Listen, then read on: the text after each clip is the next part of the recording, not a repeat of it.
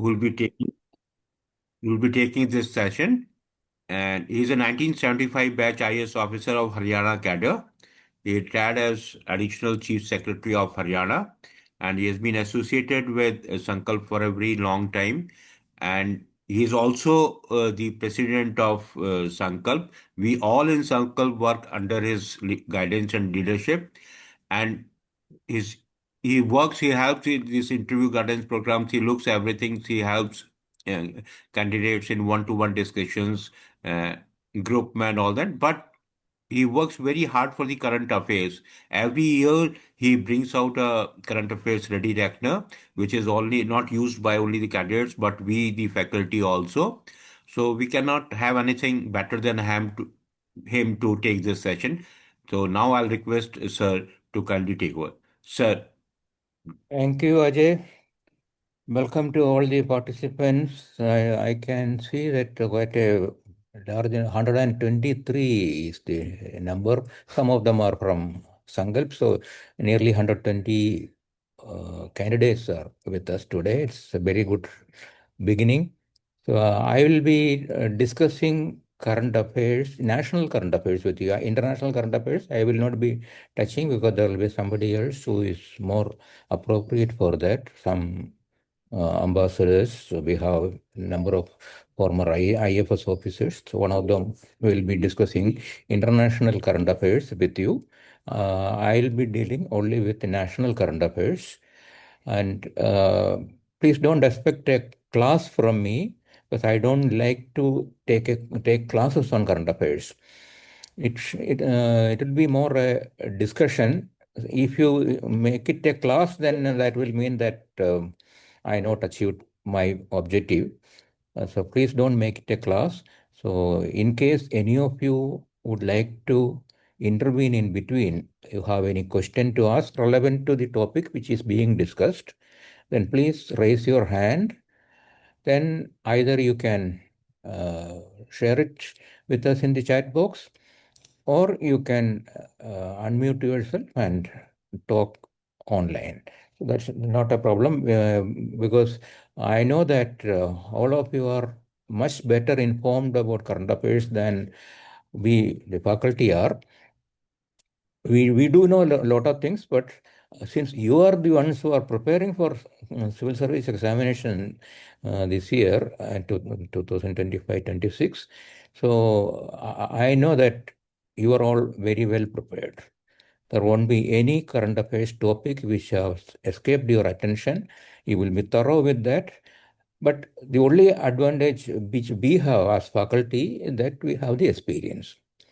So experience of having dealt with many issues, uh, that advantage is with me and my other colleagues who will be addressing you in different classes. So please try to get maximum output from the faculty. I will be very happy to share my views based on my own experience in in the administration. I will be able to guide you on various current affairs issues. Now, as all of you are familiar, the UPSC doesn't call it interview. They call it only personality test because what they assess is the overall personality of the candidate.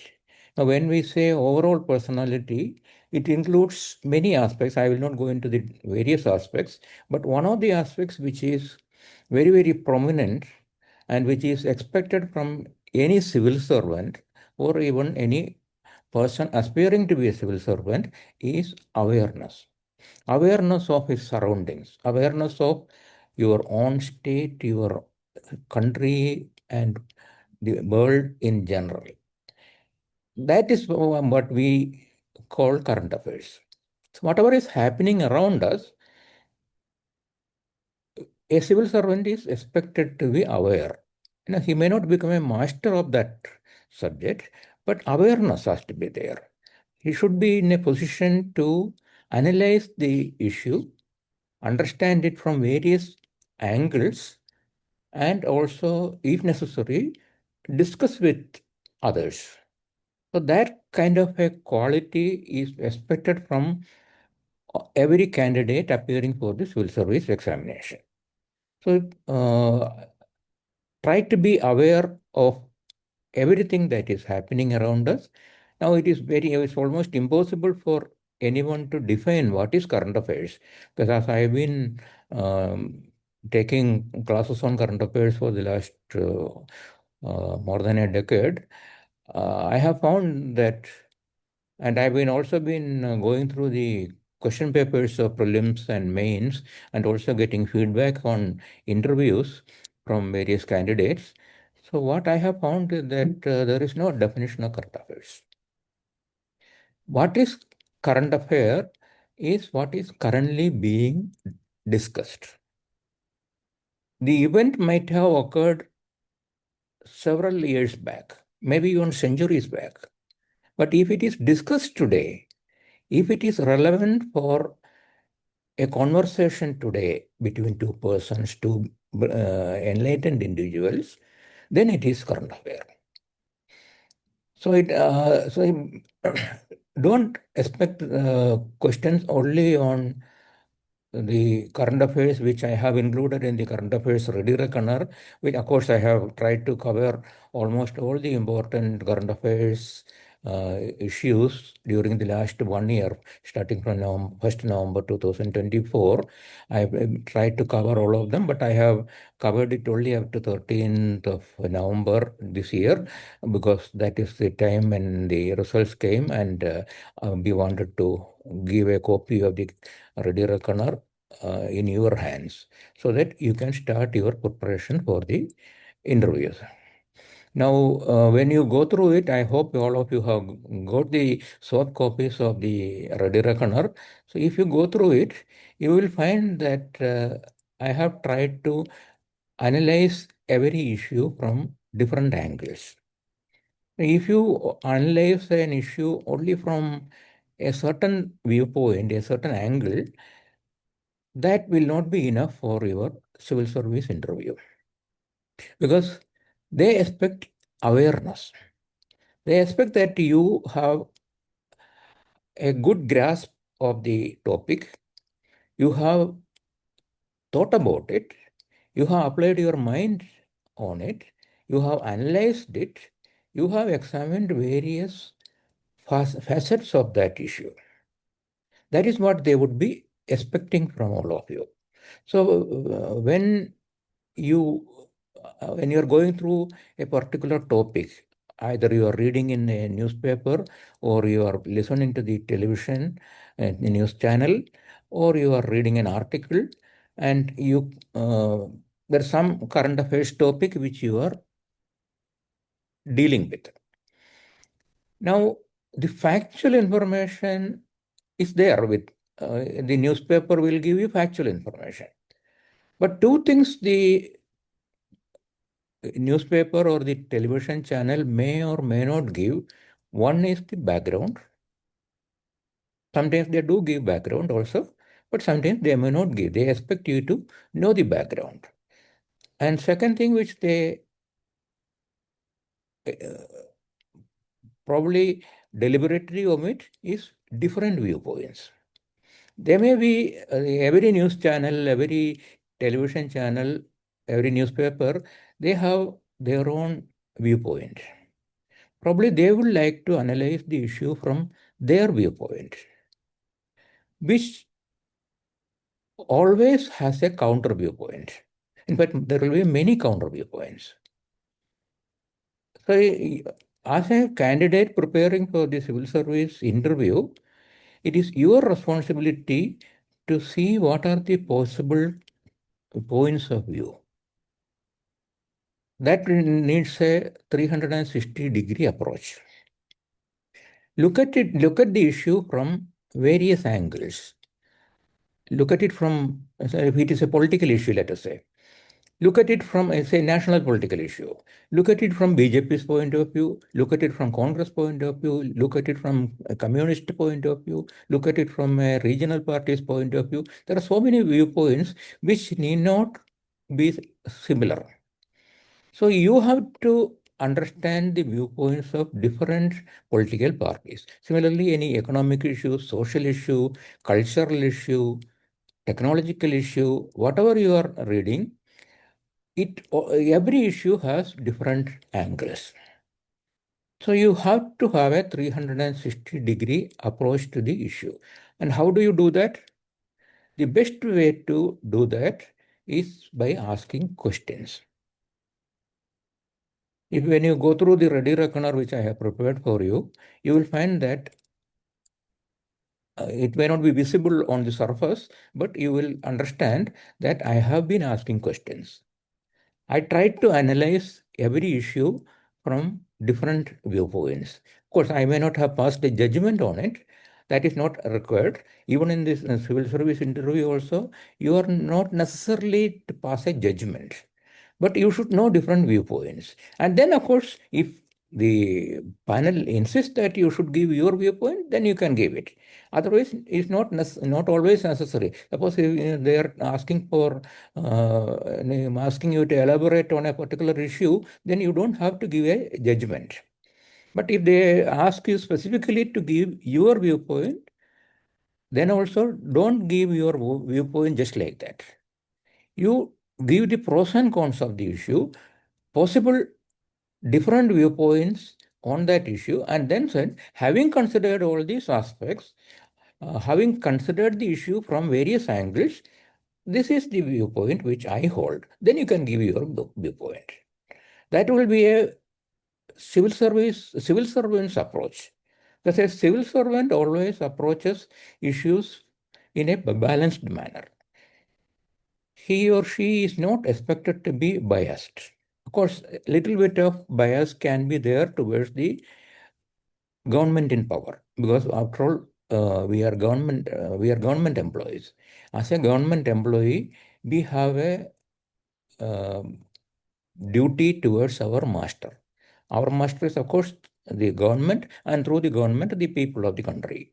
So we have a responsibility towards our country, towards the ruling party which has employed us. We have been employed when a different ruling party was there, but right now our employer is the current ruling party. So I'm not saying the party, the government. The government in power is, is our employer. So we have to understand the viewpoint of the government in power. But it does not mean that we should necessarily accept the viewpoint of the government in power. It's not necessary. Even as a civil servant also, we can differ with the government's viewpoint. That is always available. But once a decision is taken, we abide by that. But we always have the right and responsibility to give our viewpoint, which may or may not concur with the viewpoint of the government in power. So, but when we approach a particular issue, since as a civil servant we are supposed to have a balanced approach, we have to examine it from various angles, and then we can say that yes, having considered all the aspects, I give my viewpoint. If I am ready to be overruled, I have no problem about that, because I am not the ultimate depository of wisdom. Other people may be wiser than me, other people may have their own viewpoints, so they can also give their viewpoints, and finally, some viewpoint will prevail, which may not be my viewpoint. But once a final decision is taken, a civil servant is expected to concur with it and implement it, even if we don't agree with it. So that means that in the civil service interview also, you are free to give your viewpoint, but don't get into an argument, because the people sitting on the other side, they are senior people.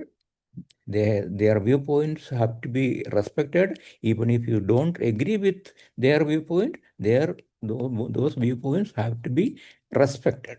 Then only you will get a respect for your viewpoint. That is very important. So don't get into an argument with the board. You can have a conversation. In fact, UPSC, if you have gone through the details of the interview in the application form, you would have seen that they expect a conversation. They don't expect it to be a question answer session. If it is a purely a question answer session, that means you are not doing well. You are not going to score high marks. Since your objective is to score high marks in the interview, your objective should be to make it a conversation where, of course, normally only one panel member will be participating, but others can also intervene. I have seen that there are even examples where others also intervene. The chairperson can always intervene, so that is possible. But if you make it a good, healthy conversation, that will mean that you are going to score high marks. So in current affairs also, be open to other viewpoints also. But present a balanced approach, present a balanced viewpoint on the issue before the board so that they will not find fault with your judgment. So that is very important. So whatever, even if you have some your own political inclinations, please don't allow it to surface in the interview. Let your political ideology remain what it is, but more important is to score marks. So for that, you have to give different viewpoints and respect different viewpoints. Now, having given these preliminary remarks, I will like if you any of you have any question to ask me at this stage, please feel free. Uh, I've seen in the chat box you have. Okay. So if it is not shared with some candidates, Raju Chauhan ji, please ensure that Raju ji, please ensure that every candidate who was registered for IGP gets a soft copy Yeah, of the. sure, sir. Sure, sir. Okay. Of course, it can be shared in the limited group also. In IGP group, it can be shared, but since it is only for private circulation within the IGP group, please don't share it with anybody outside, because that is something which is expected from all of you. Okay.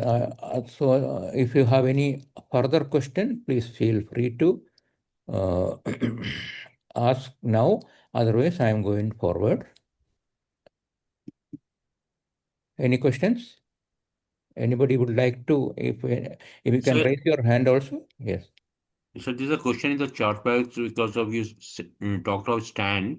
We are asked to take a strong stand on continuous issues. Which way is advisable to put forward? See, you can take strong views. There is no problem about it, but it should be a balanced view. That is what I meant. That don't go to extremes, because when you go to extremes, it is possible that somebody in the panel may not like it. And since your ultimate objective is to score marks, of course, you don't have to make everybody happy. I'm not saying that. I'm not saying that you should please every panel member. No. But a panel member should not feel that this candidate has a very strong leftist or rightist view. That will not be very good. That will not be appreciated. So don't go to either extreme. You can give extreme viewpoints when you discuss the pros and cons of the issue. So you will get maybe about 4 to 5 sentences you will be able to give. So there you can give one sentence you can give in favor of the issue, one you can oppose it. Then in case, then look at the body language of the panel, and if they encourage you to go further ahead, then you can give more viewpoints also. Then you give, having considered all these viewpoints, I hold this view, then you can give your viewpoint. It may be a strong viewpoint, but please remember that it should not be an extreme. A strong viewpoint is different from extreme viewpoint. Extreme means either leftist towards the extreme left or towards the extreme right. Please don't do that. That will not be appreciated. But if you hold something very strong, if you have strong conviction about some issue, You are definitely welcome to give that opinion, but don't think that the other viewpoints are all wrong. That impression should not be given. Respect other viewpoints also, because as I said, nobody is an ultimate depository of wisdom. Any other question? Yeah, so there's a question how to make opinion from newspaper reading. Okay, And I'll come to that. I'll come to that. Okay, I'll come to that. Then anything else? And in geopolitical questions where India stands will be asked, example, current wars, economic sanctions, how to frame our answers. Okay, okay. That I will say that as I already told you, though you may have a viewpoint different from that of the government in power, you as a civil servant, you are not supposed to oppose it. So you have to stand by you have to, as a civil servant, you have a responsibility to justify the viewpoint of the government. Of course, you can say that if you suppose if you differ with the viewpoint of the government, then there are two ways in which it can be expressed. One way is that saying the government is wrong. The government viewpoint is wrong. You can say that, but then you will not get marks for that. You are not like that is not likely to be appreciated. Okay, you may be right in saying that. So, what is the better way of saying it, which will not be unpleasant for the listener? That is to give suggestions. See, earlier, no, even now also it is there that many organizations have complaint box, but they call it suggestion box. Suggestion box is nothing but a complaint box. But complaint is negative, suggestion is positive. So instead of saying that this is this viewpoint of the government, this decision taken by, let us take a specific example, India's viewpoint on the Palestine issue. You may not agree with it, but there are many people who don't agree with the government of India's stand on Palestine. Okay, but having opposed it, if you say that the government's viewpoint is incorrect, that will not be appreciated. But if you say that the government can take a more balanced viewpoint, then you can give a suggestion for improvement of the government's viewpoint or government stand on the issue. That is how a civil servant always approaches. Civil servant always takes a positive stand, never a negative stand. So keep that in mind when you answer questions. Don't appear to be a negative-minded person. Sir, some candidates are asking on issues like Sheikh Hasina playing cricket with Pakistan. Okay, there also you can have your viewpoint. If you feel very strongly that Sheikh Hasina should be deported, you can say that, but with the logic. You have to give good logic, but be open to a counter viewpoint also. So then you say that, but again, don't take a negative viewpoint. Don't comment negatively on the government stand. Government stand is that government has made it very clear that we are not going to deport Sheikh Hasina. Now you can't say that government is wrong. That is not like a civil servant. Instead of saying that, you can say that we must open a dialogue with the Bangladesh government, the government in power. And since it is not an elected government, we should bargain for time to decide the issue once the elected government is in power. Something like that you like to say. So try to sound positive about the government's viewpoint, but at the same time, you are not accepting it. That should be the approach. Similarly, in the case of playing cricket with Pakistan, you may feel strongly that yes, after all, it's a game. So game should be played in the spirit of the game. So there is nothing wrong in India playing, and India has been playing against Pakistan, but not in India or in Pakistan. So there are reasons for that.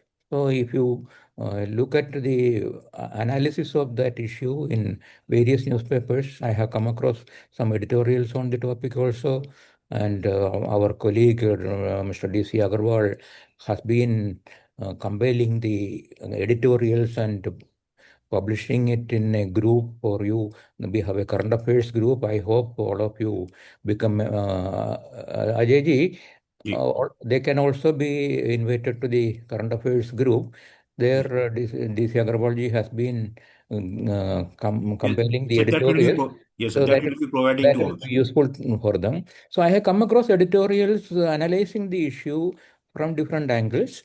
So you give every time you address an issue, give the pros and cons of the issue. Then you can state your viewpoint. But don't hold on to your issue and say that this is the only right answer. This is the only right viewpoint. Please don't do that. That is where you become negative in your approach. A positive approach means I hold this opinion, but I respect others' opinions also. Sir, then there is a question that whether they should take a middle point, like for bulldozer justice, accountability of judges in collegium, and freedom of press. And a related thing is whether the answer should be short of 30 seconds or they should elaborate it. See, the time limit is not prescribed anywhere in interviews. UPSC interview, the time limit is not prescribed. Sometimes they may allow you to speak for 1 minute. Sometimes they may allow you to only speak for a few seconds. So it all depends.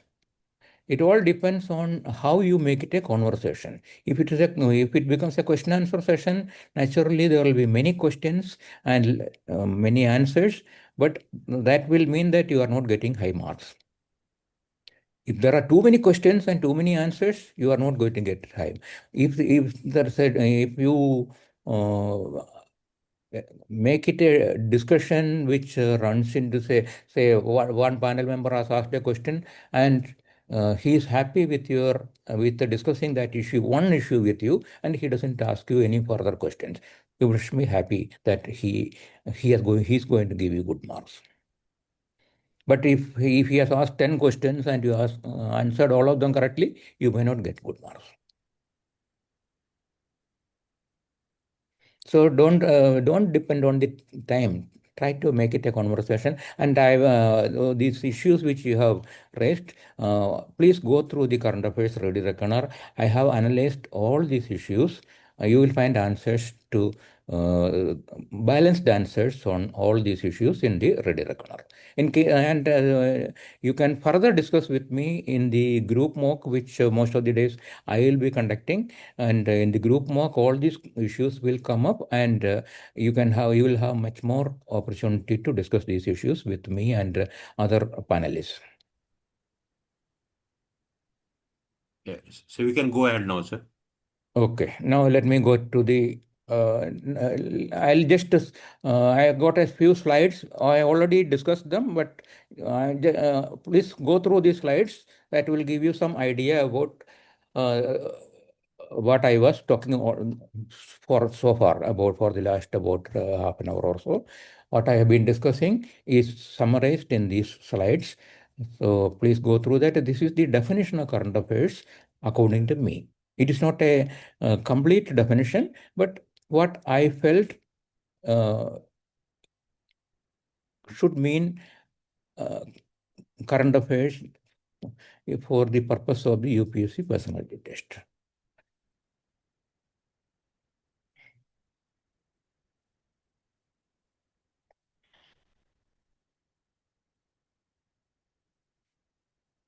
I'm not reading it. You please read it, and then I will pass on to the next slide. All these topics you should prepare. And all these are there in the current affairs ready recorder also. Everything which you have mentioned, which I mentioned here, is there. And what should be your approach? I have already told you. So please, summary of it is given here. You should be prepared to answer analytical questions. Questions may not be factual in nature. They are not going to ask you who is the prime minister of such and such country or what is the capital of it. No, that's type of general knowledge question they are not going to ask. They may ask, but That is not the trend. General trend is they will ask for your viewpoint. They will ask you to analyze a certain issue. And opinion, I already told you how to give your opinion. It's a very tricky situation. So because it is a personality test, so your personality should come out in giving the opinion. Don't give the opinion in such a way that you will appear to be a negative minded person, a person who is not so balanced. He has a tendency to go to either extreme. Please don't give that kind of an, uh, an appearance before the board.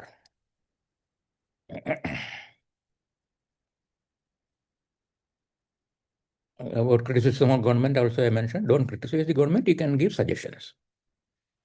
Focused reading, now what, when you are preparing for this current affairs, I am only talking about current affairs, but it is what I am going to say is applicable to the other aspects of interview also. It is focused reading. So whatever you read it from the point of view of the civil service personality test. Can I expect a question on this in my interview? What type of questions I should expect on this topic? That is what I mean by focused reading. Read it from the point of view of the UPSC interview. Ask questions. I already mentioned, I'll come to that a little more in detail next. And about attending mock interviews, some people say that you should attend as many mock interviews as possible. I will say, please don't attend too many mock interviews because that will confuse you. But they will give the different panels will give different viewpoints, different approaches. They will have different viewpoints about the body language, about communication, about the way you answer questions. They will have different viewpoints. So you are likely to get confused. The advantage with Sankalp is that almost all our boards are chaired by former civil servants, which is also the case with UPSC. Most of the boards in UPSC are also chaired by former civil servants, and there will be other members also there. Academicians will be there. Sometimes, in our case, even some working serving civil servants could also be there. They will be very, very useful for you to, but you can interact with them because they might have appeared in the interview only a few years back. So they would know many more things about the conduct of the UPSC interview than any of us. So we have a very well balanced panel. So you will get maximum advantage by attending our group, our in mock interviews. But we also have something unique, which I don't know whether any other academies have. That is our mock-in group. That in mock-in group, what we do is that it can be online or offline. Offline, we conduct it on one day in a week. Online, we may be holding it 2 or 3 days in a week. So, and quite often online mock interviews, I will be myself participating. So what we do there is that one candidate who volunteers to be interviewed on a given day, we interview for up to 4 candidates. So 4 candidates who are volunteered on that day, one of them would be interviewed first, and just like a normal UPSC interview, half an hour interview, there will be 2 panelists. So each panelist will ask 15 questions, 15 minutes, questions for 15 minutes, and engage the candidate in a discussion. And at the end of the 30 minutes interview, there will be some 50, 60 participants observing the interview. Because all of you can join the group mock. You will get the link, and using that link, you can join the group, and you can observe what the selected candidate, what the candidate on the hot seat is, how he or she is conducting himself or herself. So then you can observe and then you can give your comments. First, we will take the comments from the participants. Then we will take the feedback from the participant, the candidate himself, and then we will give our feedback. So the whole process will take about 45 to 50 minutes. That is why we limit the number of interviews in a day to only 4. So it starts around 10:30 in the morning and it will go on till 1:30 or 2:30, or 1:30 or 2 o'clock. So we make it a very, very meaningful discussion, and then we also give opportunity to the participants to raise issues relevant to civil service interviews. Not only current affairs, anything can be asked, and we will try to help you in that. So please take advantage of the group in mock and attend as many group mocks as possible, because there is no problem. You will not get confused, because the panels will be almost having the same viewpoint. So you will not get different viewpoints, and which will lead to confusion. So that will not happen. And you yourself can volunteer to be interviewed, and then you can assess yourself in comparison with the other candidates. Some other candidates may have performed well in some aspect of the interview compared to you. So that will be learning experience for all of you. That is. But individual mock interviews, please don't attend too many. That is my well thought out opinion, because I have come across candidates who have in a confused state of mind. In their case, what we do in Sankalp is that we don't interview them further. We give them, we help them in through dark discussion. We have a one-to-one conversation with them so that their confusion is removed. Now, when you read newspapers, keep these points in mind. There also, as I mentioned about focused reading, what you can do is something called ABC analysis. I don't know whether all of you are familiar with this term. At least the engineers in the group would be familiar with ABC analysis. This is a term which has been derived from the materials management part of the of, business management, where inventory is divided into 3 categories: A, B, and C. A is the vital. What that means, if it is not there, the factory will not work. The organization will come to a standstill. C category are the trivial ones, which may not be very important at all, even if you don't give much attention to it. Let them take place in their due course of time. So they are not very important. That is the C category. B category is something in between these. They are important but not vital. So in the newspaper reading also, you can do an ABC analysis. What is vital, you must read. That is something which you expect. It will definitely come in my UPSC interview. It is very likely to come in my UPSC interview. That is the A category. That you must read. National issues, current international issues, which are very, very important, which are being discussed on the television channels. All this, there may be A category.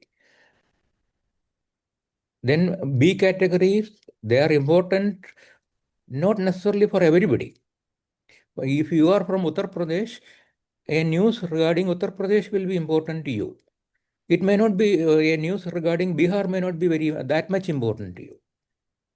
So they don't get into A category. You can do even without that. Even if you say that, sir, I'm not familiar with this, nothing will happen. You will not lose marks. You are from UP and a question is asked about Bihar. If you say that, sir, I'm not familiar, uh, you will not lose any marks. So that is B category. But if it is something about Uttar Pradesh itself, and if you say you don't know, that may not be appreciated. So there, that will become A category. And C category, there are so many news items in the news. If there are 16 pages in a newspaper, at least 10 pages you will be finding C category items. The local news of a very transient nature. Um, in the sports page, you will find many sports events which are not at all likely to be referred to in a UPSC interview. They are all C category. Don't even waste your time reading them. And you should also know how to differentiate between news and opinion. So the best way is to go through the editorials and also go through the op-ed page. Uh, Op-ed page is very important because there you will see articles and opinions. So there they are related to the news items, but that is not news. That is only opinion. When you read a news item, the opinion may not be there in that. So you have to find out the background of that news item. You have to understand what are the different opinions on this news item. So that is some extra exercise which you may have to do. And that the op-ed page and the editorials will help you. And you will see examples of that in the current affairs ready reckoner. Their analysis has been done on most issues from different viewpoints. National and international news, important one. A category, B category, you must read editorials, op-ed articles. I'm already mentioned. You must read important court judgment, especially of the Supreme Court. And if you come across any major important legal issues, say something about constitutional issue, something about judges appointment, somebody was asking about that. So you must go find out some good article. If you do a Google search or you go to the GPT, you will be able to find good articles, good authentic articles on legal issues. You must go through at least one legal article on that topic. Parliament debates, you must read them. Science and technology, environment, climate change, biodiversity, these are very important topics, and almost invariably questions will come in the interview on these topics. Even if you don't have a science and technology background, you are expected to have some idea about popular science articles, popular science issues, and technological issues. That is expected from you because you are planning to become a civil servant. Every civil servant is expected to have some idea about science and technology. Economy, banking, social issues, that also very, very important. Cultural issues also. And skip gossip columns, trivial news, minus 4, these are the C category items. And you take a cursory look at the state page. This is B category. If it is relevant to your state, home state, then it may be important. If it is of some other state, it may not be that important. The question which you must ask is whether a question can come to me in the UPSC interview or not. Corporate pages also, same approach. Can a question come on this in my interview? Then I must read it. Okay, this you can read yourself. I already mentioned.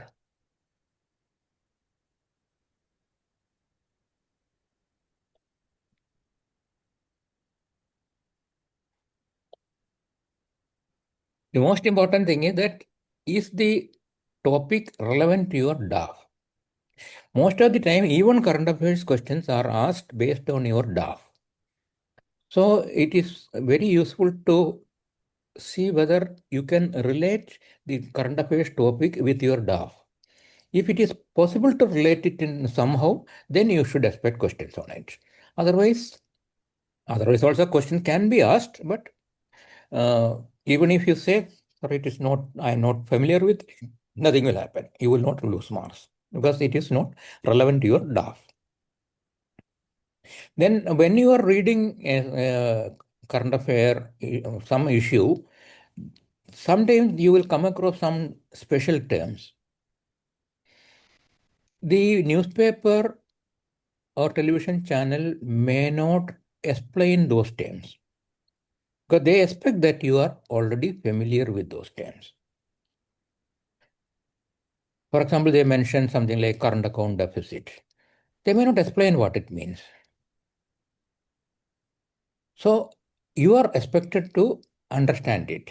So any special term which you come across in a news item, do a Google search or ask ChatGPT or whatever is the AI machine mechanism you are using. Find out the meaning of that uh, from an authentic source. And because otherwise it will go above your head, and that's not a good thing. It's already, I think. Okay. Now, these are the topics which I have already discussed some of these topics in my previous class. I don't know whether any of you present today have attended that class. But in any case, there are 150 plus candidates attending this. So most of them would not have been there in my previous class. So there, some of these topics were discussed. Now, what I would like you to do is that please uh, select topics from these, 3 or 4 topics. You please select and post it in the chat box. Okay, I am taking a 2 minute break. When I come back, please fill up your choice in the chat box.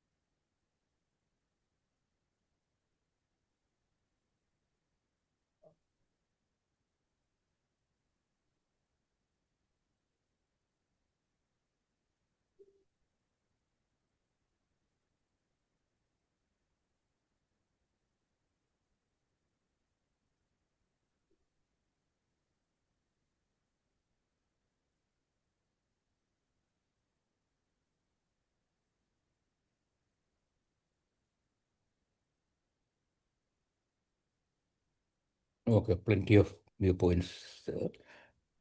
Okay, let me see.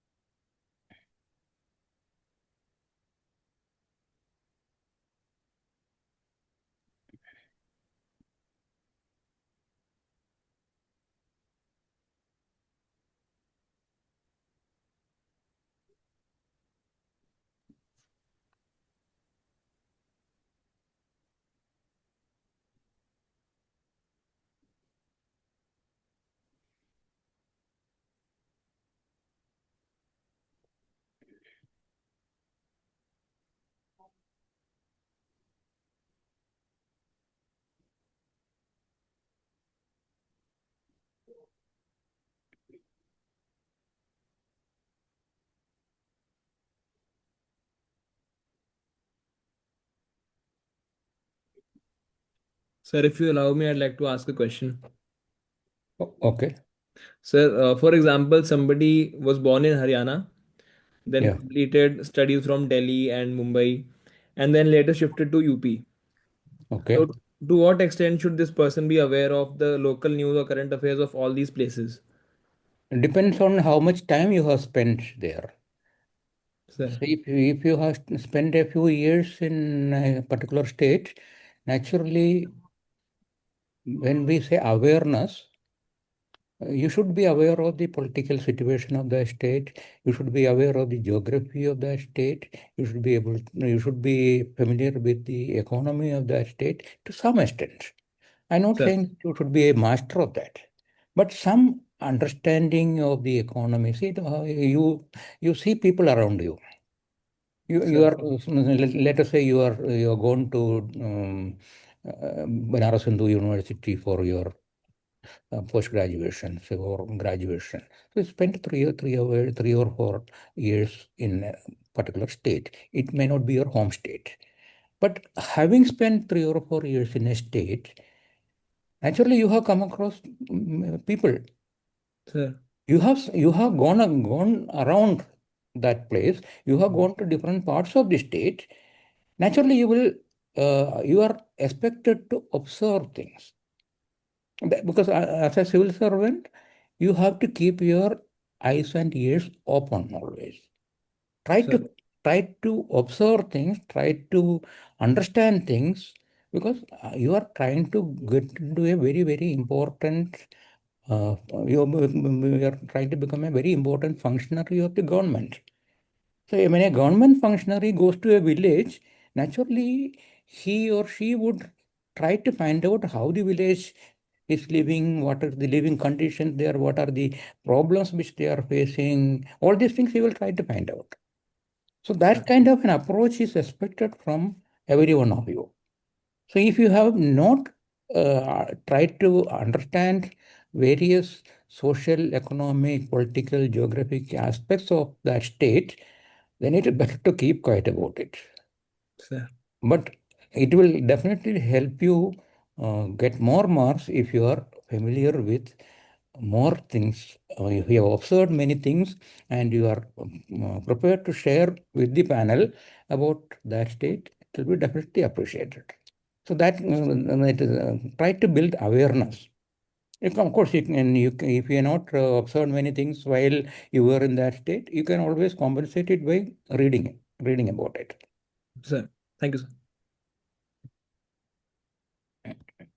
Sir, related question that, sir, I had my job in Pune, but majority of my time was spent at work from home.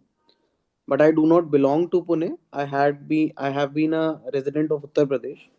So should I be reading about Pune because I have been to Pune for just days?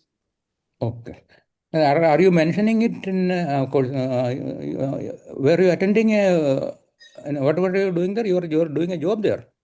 Yes, sir. My job Okay. place. Okay. Then see, then when you are doing a job, might ask you questions about the job.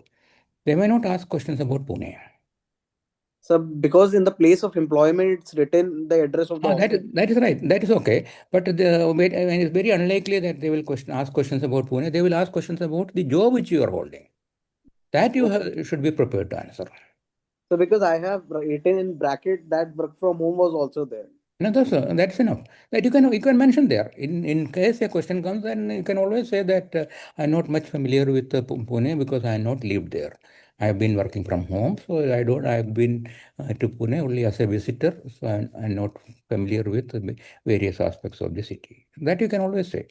See, there is no nothing like correct answer to a question, nothing like that.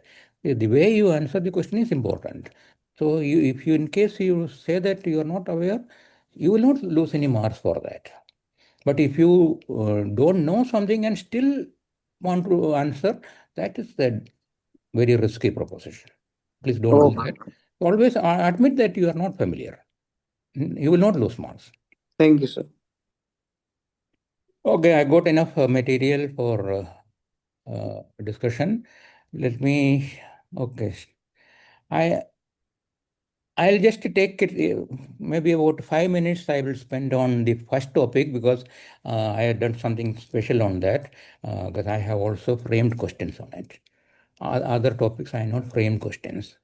So as a sample, as a demonstration, let me talk about the incidence of stampede. I will not go into the details. You can go through the slides yourself, and then I will tell you what type of questions to expect on a particular topic, how UPSC panel would be approaching it.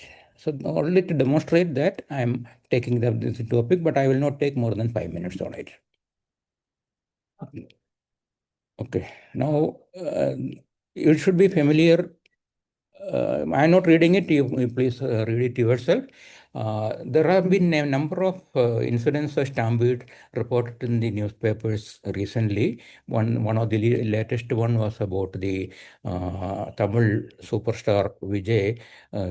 He held a rally there in Tamil Nadu, and the administration was totally caught unawares. They were not prepared for such a huge gathering.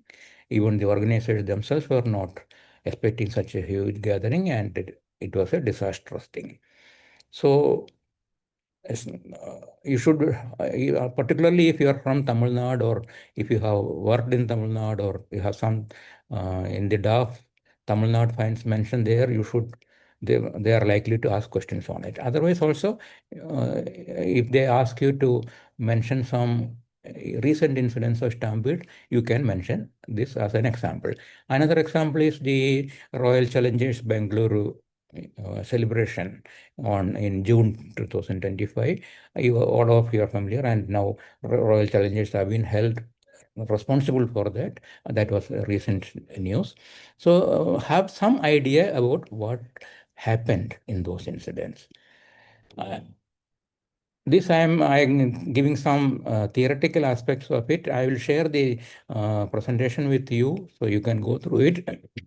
But this is from a practical point of view. How an administration, say the district magistrate or the SP of a district, would approach a stampede, an incident of stampede, or a likely incident of stampede, that there are certain theoretical aspects of that. And one of the authorities who is quoted quite often is John Pruin, and he has come up with a FIST model: force, information, space, and time. That the different definition details, you can go through it later on. But what is important is that you put yourself in the position of a district magistrate or SP and think about how you will be dealing with a likely stampede in your district. For that, you need what is known as the failure mode and defect analysis. You anticipate what are the possible uh, ways in which your organization may fail. You have made a lot of arrangements, but all those arrangements may fail. Some aspects of that arrangement may fail. That is something which is derived from Murphy's law. If something can go wrong, it will go wrong. So you have to be prepared for things to go wrong. So how do we prepare ourselves for things to go wrong? For that, the theory says that you assign a risk priority number. It is not important. Nobody is going to do it. In practical life, nobody is going to do it. Theory is important because it will help you in your thinking. But when you are thinking about a possible incident, you are not going to apply this theory. So when in the civil service also, after spending 9 months in Missouri, when we go to the district, the first thing the district magistrate will tell us is that forget about whatever you have been taught in Missouri. This always happens. That theory is there to help you in your thinking. It is not strictly possible to apply the theory to real life situations, but it will help you in your thinking process. It's only for that. That what are the possible where all we can go wrong, to understand that and do some analysis, discuss in a group, and then be prepared for the worst. That's a phrase which I am fond of using is expect the unexpected. Lot of things can happen in an unexpected manner, but a good civil servant will always expect it.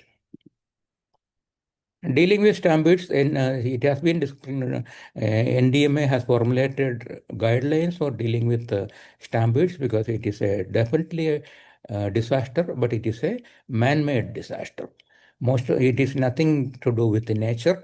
It's a man-made disaster, and so it has to be dealt with accordingly. Okay, now this is the type of questions which I would be asking in case if I am in the panel, UPC panel. So how I look at the possible questions. What are the reasons for frequent run? This is a general question. What are the where all things can go wrong, and what leads to stampedes? It can be failure of the communication network. It can be over enthusiasm of the organizers. It can be wrong assessment of the strength of the crowd. So many things are possible.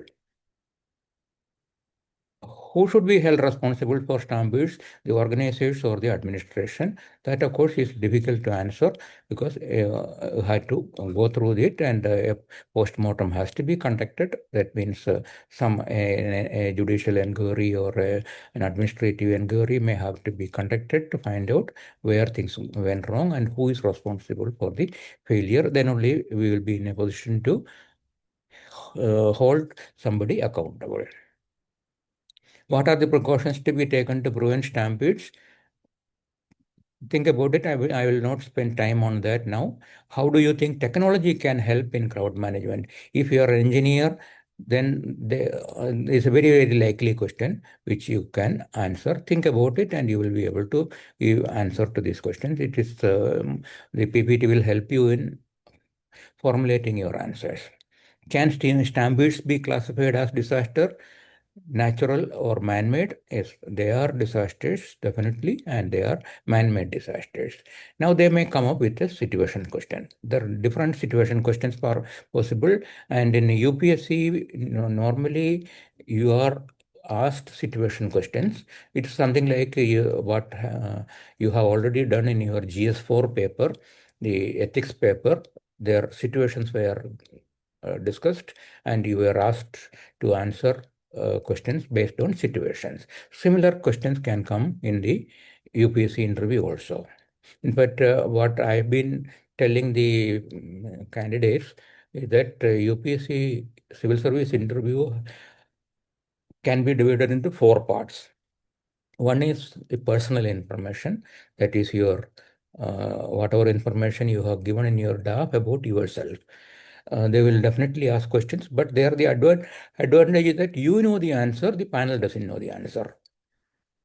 So you are at a disadvantage, but these questions are asked generally by the chairperson to make you comfortable, to overcome the nervousness which is always likely in any candidate appearing for an interview. So to guide you through the process of interview, so there are some very comfortable questions where you know the answer, they may not know. The second part of the UPSC interview is subject-based. There may be knowledge-based questions. There may be more application-based questions. The subject can be the subject which you studied in the university, and also the subject which you have taken as an optional subject. Both of them may be the same or different. So you are supposed to have some mastery on the subject which you studied in the university and also in the UPSC as an optional subject. But they may not ask GK questions on them. The questions which you got in the mains paper, it may not be such questions. The questions may be a general uh, questions of a layman. Because the people sitting on the other side, they are not necessarily experts on your subject. They may be, but not necessarily. So they will definitely, even a layman can ask questions about civil engineering. A layman can ask questions about electronics engineering. It's not difficult. Asking questions is not difficult. Answering may be difficult, but asking questions is not difficult. So they may ask questions. And they are not, since they are not experts on the subject, they may not even know the answer themselves. But they will know, because of their experience, they will know whether your answer is correct or not. That advantage we all have because of our experience. That we will definitely be able to find out whether you are bluffing or you are positively knowledgeable about that topic. That they will know. That much advantage experience always gives us. And the third important phase of the interview is current affairs.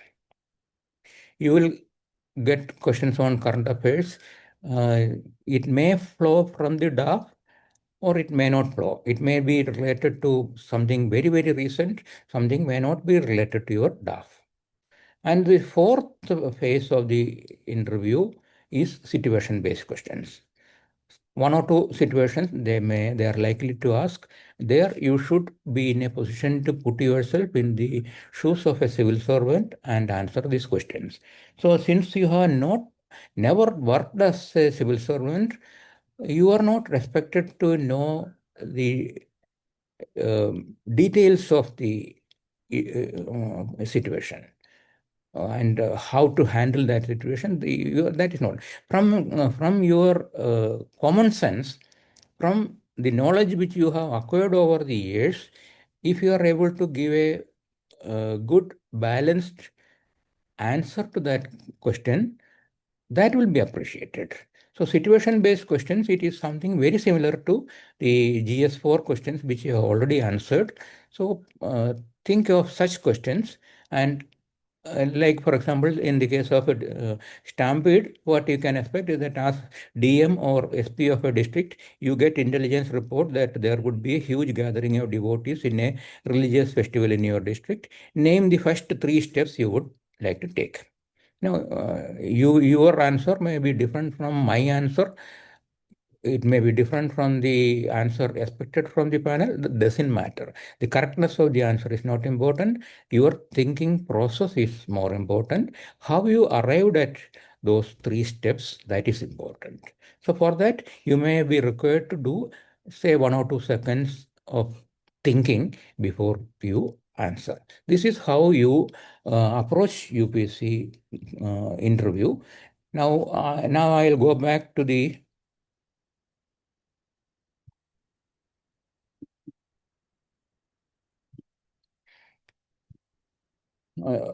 okay. Since pink tax is also, somebody has mentioned pink tax, so let me go to pink tax. I'll not, again, it will not take more than 5 to 10 minutes. Pink tax is a topic which is recently being discussed. That is why I included it in the PPT, because it is a very important thing. And especially for the lady candidates among you, you can expect questions on this. That doesn't mean that gentlemen candidates will not get it, but they can also expect, because they are the ones who are imposing the pink tax. So it is very important. Pink tax refers to the tendency for products marketed specifically towards women to be more expensive than those marketed towards men. That is, for the same or comparable product, the market charges a higher amount from a woman as compared to a man. The product may be of exactly same similar nature, but something which is exclusively used by ladies, it will be more expensive as compared to something which is used by men exclusively or by men and women both. According to studies, the pink tax is also one reason why women have comparatively less purchasing power than men. There are some studies. If you search the literature, you can go through the studies also. This phenomenon is attributed to gender-based price discrimination. This is what is known as pink tax. Pink tax. It is not a government tax. It is a tax imposed by the sellers, by the merchants, by the manufacturers. Pink tax is a common phenomenon in India, with women being charged for products explicitly marketed to them. For example, the beauty products. Beauty products are there. There are beauty products for both men and women. The cosmetics are there. So cosmetics which are exclusively meant for women are priced very high as compared to cosmetics exclusively used by men. This is happening in India, and this has been highlighted by various individuals, not only feminists, but even by others. They have talked about it, and that is why it becomes a current affair. For example, those marketed towards women and packaged in pink could cost more than those with a neutral color scheme. That is why it is called pink tax. Pink tax, the name has come from that phenomenon. Perfumes and razors used by women cost more than men's. The imbalance is not limited to pink tax on goods. It can also apply to services. For example, a woman's haircut is typically 60% more expensive than a man's. This, if you go to any beauty salon, even a unisex salon, you will find that women have to pay more for the same service. Any questions on this or on Stampede? Then we can proceed. Any questions? So, what can be the questions from this topic? For example, the pink text. Tell me. What question you would ask? As I said, I'm not the only one who is going to do the talking. Please answer that question yourself. So, first can be what is pink text? For Okay. example, Okay, that's a general question. Yes. yeah, it's a novel concept. Other than that, on the policy fronts, right now I cannot think any question which can be asked. Can you please guide? Okay. Anybody else can help him? Any other candidate? Any other Yes, sir. participant Sir, can? Okay. the Uh, question, if I may. Yeah, please. Okay, Shardul. okay. You go. Yeah.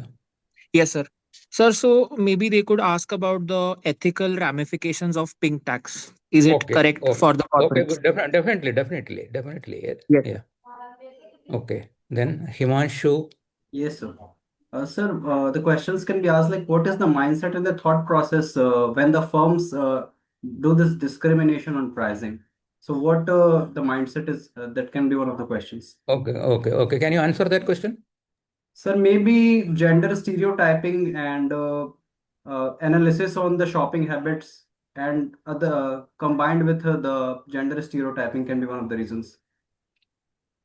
Does it mean that decisions are taken by men rather than women? Yes, sir, it can be one of the reasons. Okay, I think on those lines. So Yes. why such a discrimination is taking place? Of course, there is gender discrimination in our society. There is no doubt about that, and stereotyping is also there in our society. All these things are there, but uh, why such things are happening? Nikhil has raised hand. Nikhil, yes. So, there is another point of view that I have that despite companies having female CEOs or like executives, despite them being females, I've seen that it is primarily the profit or basically the convention of uh, or the tradition of them paying more, like people paying more for women products, that has been followed even today. And I think profit is the sole motive behind doing this. For I'd like to cite one example of But Nika founder. if profit is the motive, then men can also be taxed. Yes. Sir, the origin is, of course, the gender stereotyping, but the continuation is because of profit. Okay, but why the discrimination?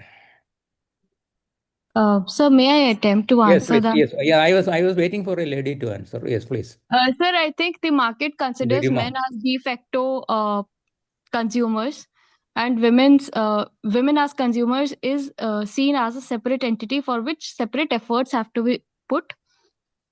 So the pricing is different.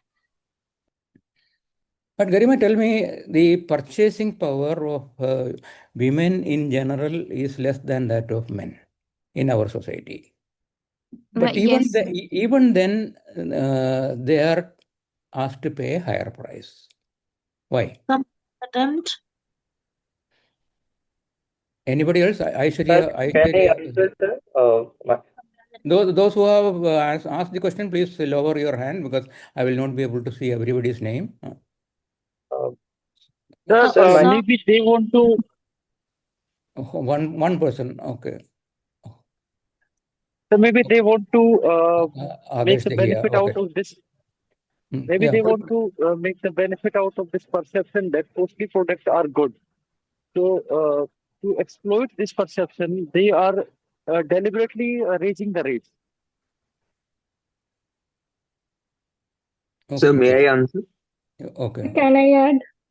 Ranjana, I please. said maybe because the stereotyping that women have to beautify themselves, that has been for a long time, and Yeah, it's also that could also be a point of view that women generally tend to spend more on cosmetics than men.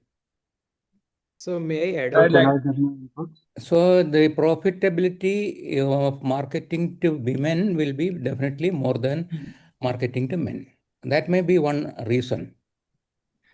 Sir, Sir, Sir, can can I I add firstly, a the add? point? sophistication Sir, associated with the women. Okay, I'll take the name Shubham Kumar Mishra. Yes, sir. Sir, I believe it can be answered at the confluence of social parameters and economic parameters. So on the social side, the stereotyping, then women have to put makeup on every time and more frequently. At the same time, it raises more demand in the market. So with the same supply or something like on the economic parameters, it's the demand is more and companies know even if the prices are raised on the demand supply side, it is going to be bought by the women, so they are keeping the prices higher. So a confluence of social and economic parameters both, I believe. Okay. Please lower your hand so that I get the name of the others.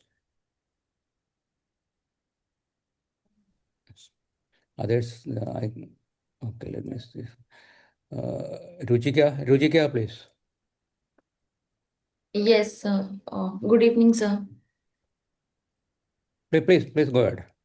Yes, sir. So I was thinking of one question on this pink tax that what can be the impacts of this pink tax on Indian society in particular and the global society in general? Okay, please. Can you answer that question? Yes, sir. Uh, so the impacts can be like in the hygiene sector, in the health sector, women tend to purchase more, and that is why they are keeping the prices very high. And due to this, even some health issues, some poorer women or underprivileged women do face the health issues as well. We can put some data facts also in this direction. Right now, I don't have any data. Yeah, there have been studies on this particular phenomenon. I'll Yes. give just one example with which I am slightly familiar. Since you mentioned about hygiene products, so like a lady goes to the market, there is a sanitary napkin worth 5 rupees and another sanitary napkin worth 50 rupees. Which one will that lady buy?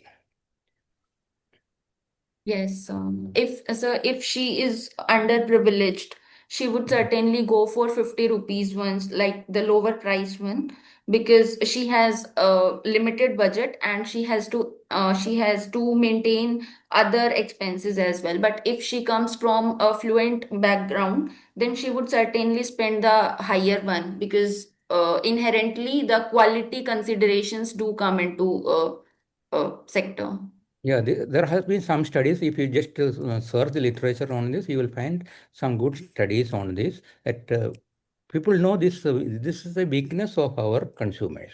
That they think that any commodity which is priced high is of a higher quality. That is what some Yes. we believe. It may not. It may be the same quality. Yes, sir.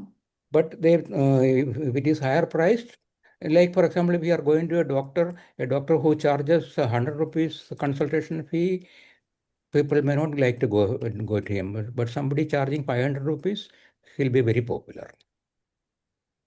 So Yes, sir.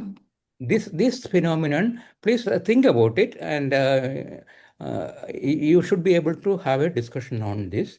Now, the reason why I want this thought process to start is that we cannot expect the type of questions which can come in the UPSC interview. So be prepared. So think about any possible questions and have some information beforehand so that you can have a good discussion on that. So a prior thinking on the topic is important. So if you have done some studies yourself or you have gone through some research papers on it, you need not even go through the entire research paper. Just even if you read the abstract, that will give you good information. I have gone through some of the abstracts. That is why I'm saying this. Some excellent studies have been conducted on this pink tax alone. So please do some search and go through some good literature. Uh, Sushant Yadav, have you already asked any question? Sir, I just want to put one point as per my limited knowledge. As women are considered as a secondary sex in this patriarchal society, so it might be possible that by keeping the prices of the women products higher, the patriarchy, the society wants to, make women consume less for themselves. For example, men usually go for haircut once in a month, but women often go to parlors or for haircut only when there are special occasions. So that Okay, lady participant, do you have any comment on that?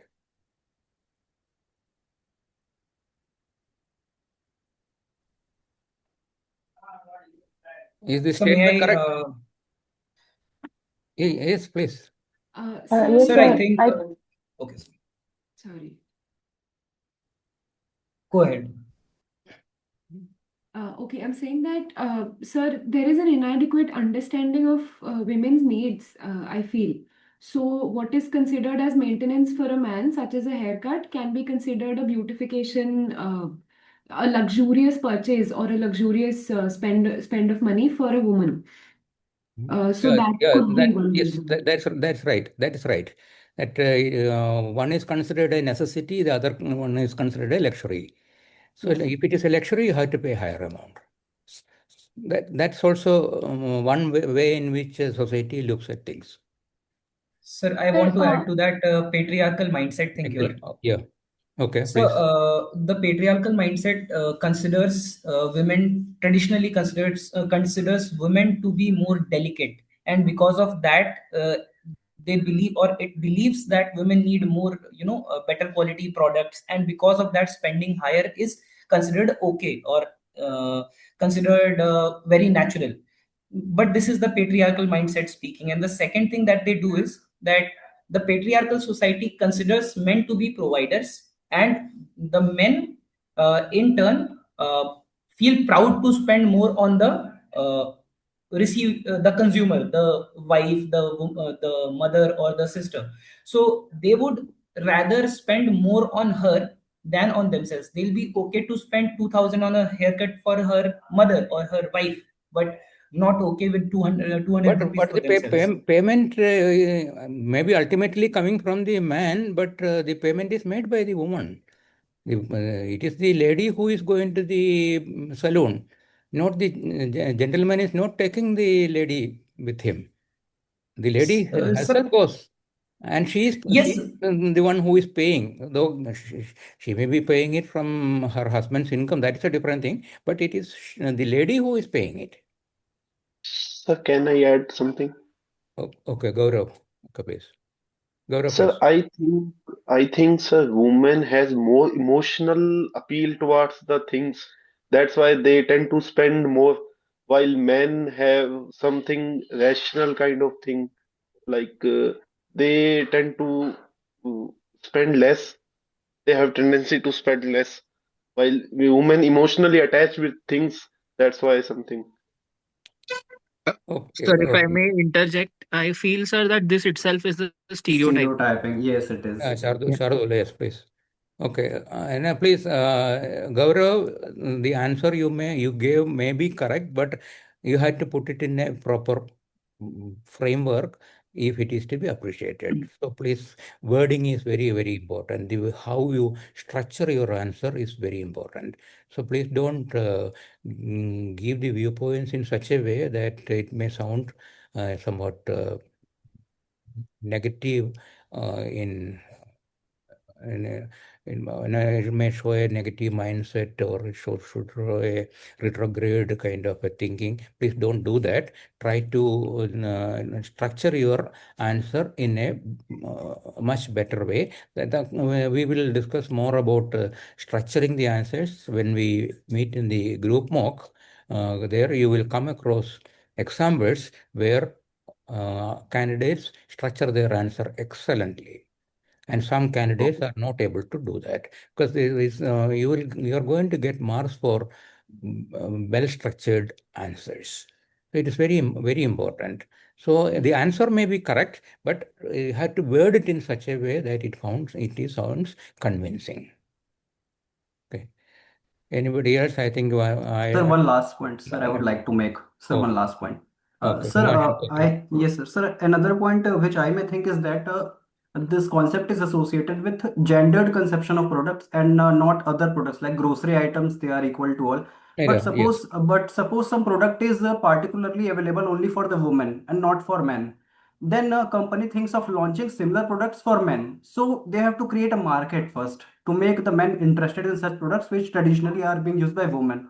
For example, a face wash for men or such thing. So initially what they will think is, let's keep the price lower to establish a market, and then they would might equalize the prices on the later stages. So sir, this can be one of the reasons as well. Okay, good. Again, try to word it in a convincing manner. Sir, can I add one point May here? I'll take one last answer. Sir, may I? Tanya, yes, please. Sir, I also believe that one reason could be women products are often diverse in nature, and they are customized for different type of skin needs and different qualities. So there may be R&D cost involved, marketing cost, which are not similar in case of men, because men products are generally more harmony. There's more harmony in nature in the terms of in the line of products that men use as compared to the women. So it could be purely economical factor as well.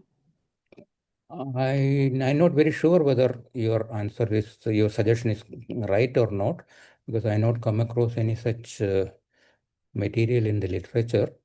Please find out. Please find out. And it's a good point you have raised, but whether it is correct or not, that I'm not able to say.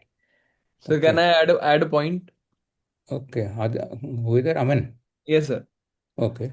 So it's often seen that women get psychologically they get attached to a particular brand or a product, while men are often more flexible in their purchasing habits. So the companies they maybe Please, take advantage. please again structure your answer better. Yes, sir. Sir, Don't. may I add a point here? Okay.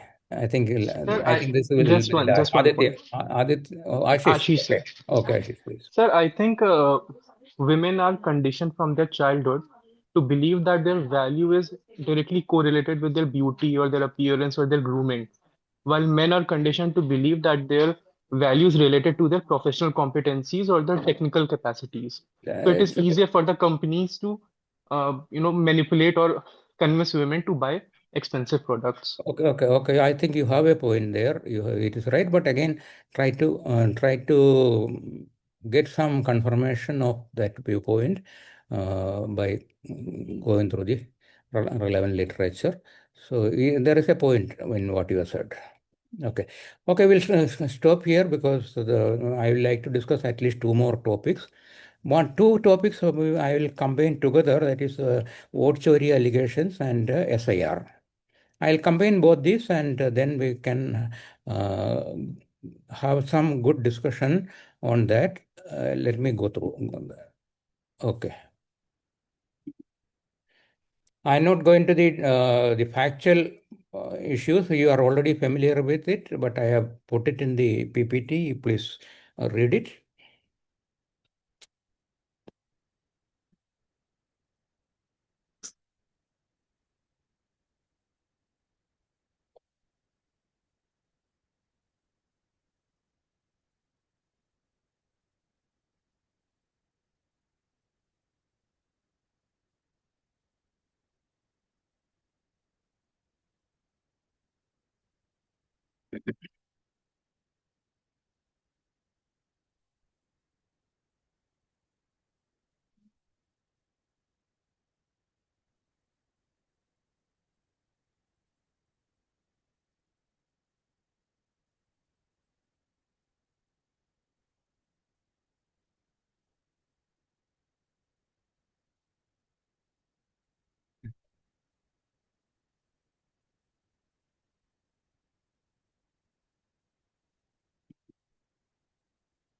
Now, a few things which I will like you to understand is that you should be thorough with the provisions, the relevant provisions of the Representation of People Act 1950 and also the Representation of People Act 1951. Both these are meant for different purposes, so you have to have a fairly good idea about both these acts. And then there are rules framed under the 1950 Act, which are the Registration of Electors Rules 1960. Now, if you go through that, particularly rules 10 to 23, you'll find that the process of registration of voters, there is a set procedure for that. And all the political parties are aware of it. It's not a secret. There are certain forms which you have to fill up either online or offline, and then you have to submit it to the district electoral officer or to the election commission directly. If it is an online process, then it may go to the state electoral chief electoral officer of the state. It may not go to election commission itself, but election commission also will have access to it. But the decision will be taken mostly at the district level. Now, whether a person who is claiming to be a voter in a particular constituency is actually eligible for that or not, Election Commission is not going to sit in judgment on that. The local machinery which is available, they are also part of the Election Commission. The district electoral officer, which in almost every case, it is the district magistrate, district collector himself or herself. So they are the ones who are to decide whether a person who is applying for registration as a voter is eligible or not. They have a mechanism for that.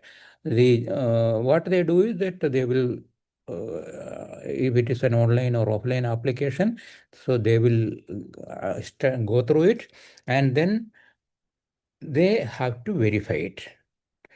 You have given certain facts in your application. Those facts are to be verified by the district electoral officer. The district electoral officer has a machinery for that. The most important part of that machinery, which is going to take the decision, which is going to complete the process, is the booth level officer, the BLO. A booth level officer will have to cater to a population of about 1,500, 1,200 to 1,500 voters. So it is not a very big number. So the in a village rural setup, the booth level officer may be familiar with everybody. In a town, that may not be possible. But then the BLO is expected to visit every house and verify whether the claim made by the applicant is correct or not. And on that basis, after the verification, the name will be included in the draft list. It will not be a final list. And then a draft electoral roll is published as on 1st January of every year. And these draft electoral rolls are available to everybody. Anybody can access it. And definitely the political parties will have access to the draft electoral roll. Definitely the booth level officer will know, and he would be able to find out whether the draft is correct or not. And if any political party has any objection to the inclusion or exclusion of any name in the draft electoral roll, there is a time period given for representation against it. That representation can be considered by the district electoral machinery. I'm not saying the district electoral officer will do it. The machinery working under the district electoral officer will consider the representations and take a final decision after verifying the facts, and also, if necessary, after hearing the complainant. And then the final electoral roll is published. This is the process which is generally, I'm putting it in a very simplified manner, but if you go through the rule 10 to 23, you will understand it better. So this is the process which is followed in every election, every year it is being done. So it is not done in a secret manner. Every political party has a right to represent against exclusion, or suppose if they find that some of their possible voters are not included, they can challenge it. And there is a mechanism for challenge. And if the district electoral officer does not accept their challenge, there is a provision for appeal. So all these are there in the rules. I'm not going to the details of that, but the rules provide for a mechanism to change the electoral roll after the draft has been published. But once the final electoral roll has been published, it cannot be changed. Then the only way is to only possible provision available is that after the election has been conducted, the election petition can be filed in the High Court. That is the only provision available. But otherwise, no such challenge is possible once the final roll has been published. Of course, complaints can be there even after that, but that will not be considered because the time period is already over. That is what the Election Commission also said, that you should have represented during the window available to you under the rules. You are not availed that facility. Now, after several months, you are coming and you are not even challenged the election through an election petition. So you have no locus standi to complain after such a long time. This is what the Election Commission has been saying. Now, you may agree with this standpoint of Election Commission, you may not agree. That's a different thing, but this is what the rule says. Now,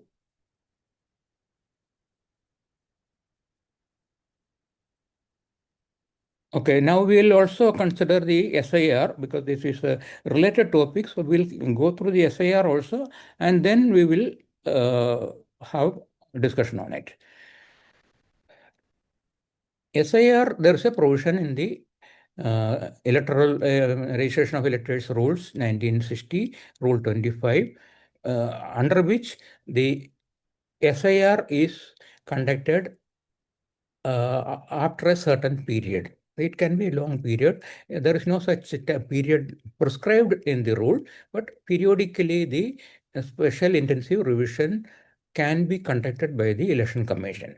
Now, why do we need the special intensive revision? That is because, as I mentioned, the electoral once the electoral roll is published in a calendar year, there is no that becomes a final electoral roll, and the election is conducted on the basis of that electoral roll.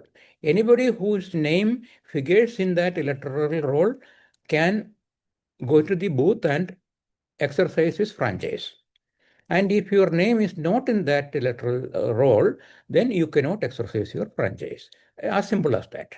Now, it is possible that some new voters might have come and who are not been able to uh, register themselves as voters for various reasons, because the supporting documents were not available, something like that has happened. So they are not able to include their name in the electoral roll. It's also possible that some existing names in the electoral roll, the person may not be there at all. He or she might have passed away several years back, but nobody bothered to delete their name, because once somebody passes away, naturally that person cannot delete. You can only a person who is a voter can delete his or her name. Another person cannot do that. The Election Commission can do it. The chief electoral, the district electoral officer can do that, but only if somebody applies. There's a procedure for that in the registration of electors rules. So if that procedure is not followed, the name will not be deleted. So the person might not be existing at all on earth, but his name is there in the electoral roll. So that has to be cleaned up. Similarly, some people might have shifted to some other state or some other constituency, and they have not bothered to delete their name from the voters list of their previous constituency. So the name continues there. This all these things have been happening. Of course, now that will not happen, because now you can register in a new constituency only if you give the name of the previous reference to the previous electoral roll wherever your name is there, and then you can it will be automatically deleted from one state and added in the other state. That is what happened with me also when I shifted from Haryana to Kerala. I applied for that, and my name was deleted from the Haryana electoral roll and added to the Kerala electoral roll. So this happens. This can happen now because it is done electronically. But earlier, since this was not been done electronically, people used to keep their name in the previous electoral roll and add it in a new electoral roll, and not much nobody challenged it and nobody verified it. So this has been happening, and that is why special intensive revision was conducted occasionally. The last SIR was conducted in 2002. In some places in 2003. In that period, the SIR was conducted. Now, that roll has become something like a final document. Though after that, the electoral roll has been published every year, and people have been voting after that. So even people whose name do not figure in the SIR 2002 may have voted. I have myself verified about my name in the SIR. In SIR 2002, where I was posted at that time, my name is not there in the SIR. But that doesn't mean that, but I have voted after that. I have a voter ID card with me, and I have been voting in different places after that. In every election, I have been voting. So this happens. So there is a problem with the SIR, which has to be accepted by the Election Commission. I don't know why they keep on talking about the sanctity of the or the holiness of the 2002 electoral roll, which is subject to which should have been discarded in fact, and the somebody who has acquired a voter ID card after that, that also has to be respected. Of course, there can be a verification process, and that is why when some parties went to the Supreme Court and said that why Aadhaar card is not being accepted as a proof of identity, Supreme Court said that Aadhaar can be considered. But at the same time, Supreme Court had also given a judgment in an earlier an earlier case that Aadhaar is only a proof of identity. It is not a proof of citizenship. This is a Supreme Court judgment already existing. Now, when it is not a proof of citizenship, how can it be used to identify a voter? Because a voter has to be a citizen of the country. A person who has migrated from another state, another country, cannot become a voter in India, because that is a prerequisite. So, but there are people who have migrated from other countries who hold Aadhaar card, because Aadhaar is not a proof of registration, proof of citizenship. It is only an identity. So identity has been given to them, though they are not citizens. So since they are not citizens, they cannot also be voters. This is the issue which has been decided by the Supreme Court already, that Aadhaar can be considered as one of the supporting documents, but that doesn't mean that verification will not be done. The booth level officer will still verify whether the claim is right or not, whether the person is actually resident of the place where he is claiming to be a resident. So this has to be verified by the booth level officer. Now, in most of the states in India, there's no problem at all because the booth level officer will be able to verify without any difficulty. Because he can make some local inquiries and he can find out whether this person has been living in this address for how many years he has been living there. So it is easy to verify. But in a border state like Assam or West Bengal, it may be difficult. That problem is there, and but even then, the Supreme Court allowed Election Commission go ahead with the SIR of Assam and sorry, Bihar. Bihar also is a border state. Bihar has border with Nepal. So border, though it is a border state, they allowed SIR to be conducted, and interestingly, there has not been many complaints about exclusion and deletion and inclusion of voters. So in spite of that, the problem, the political parties are complaining against SIR. Now, this is the factual position. Now, I am not sitting in judgment over this. I only raised the uh, pros and cons of the issue. Now, you can, if you want to have, okay, let me complete the PPT and then we can go for discussion. Okay. Now, there's another functionary, another person who is also expected to. There are booth level agents of the political parties. Now, booth level agents are also similar as in the case of the booth level officer. Booth level officer is a government employee. Booth level agent is a member of the uh, political party. Every national political party, every recognized political party can appoint booth level agents. Now, the booth level agents are expected to ensure that discrepancies are resolved in the preparation stage itself.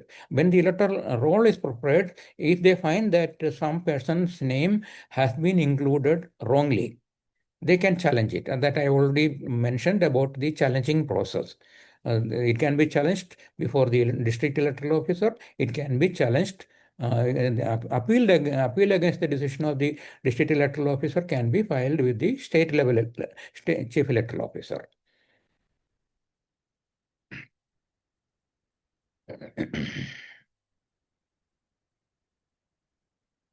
Okay, the remaining things are uh, familiar to you. Now at present, SIR is being conducted in Andaman and Nicobar Islands, Chhattisgarh, Goa, Gujarat, Kerala, Lakshadweep, Madhya Pradesh, Puducherry, Rajasthan, Tamil Nadu, UP, and West Bengal. Now, of these, Tamil Nadu, West Bengal, Kerala, and Puducherry are due for assembly elections in 2026.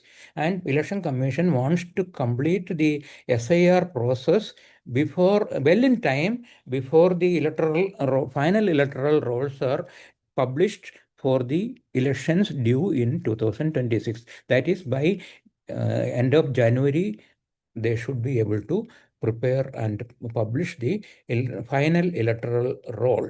Because the draft electoral roll can be published after 1st January 2026, and then the challenge process can take place, and then final decision can be taken, and the final electoral roll can be published well before the due date of elections in 2026.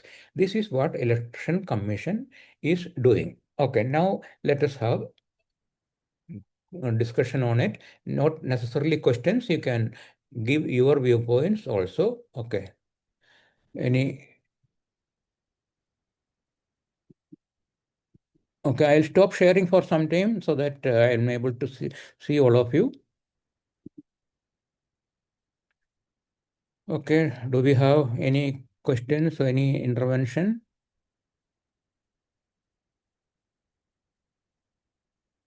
Nothing on SIR or vote chori? Anybody would like to comment? Sir, someone from my family works as a booth level officer. So can I quote it to make my answer look more credible? Although I would be giving the Definitely. yes, yes. What is your answer? Tell me.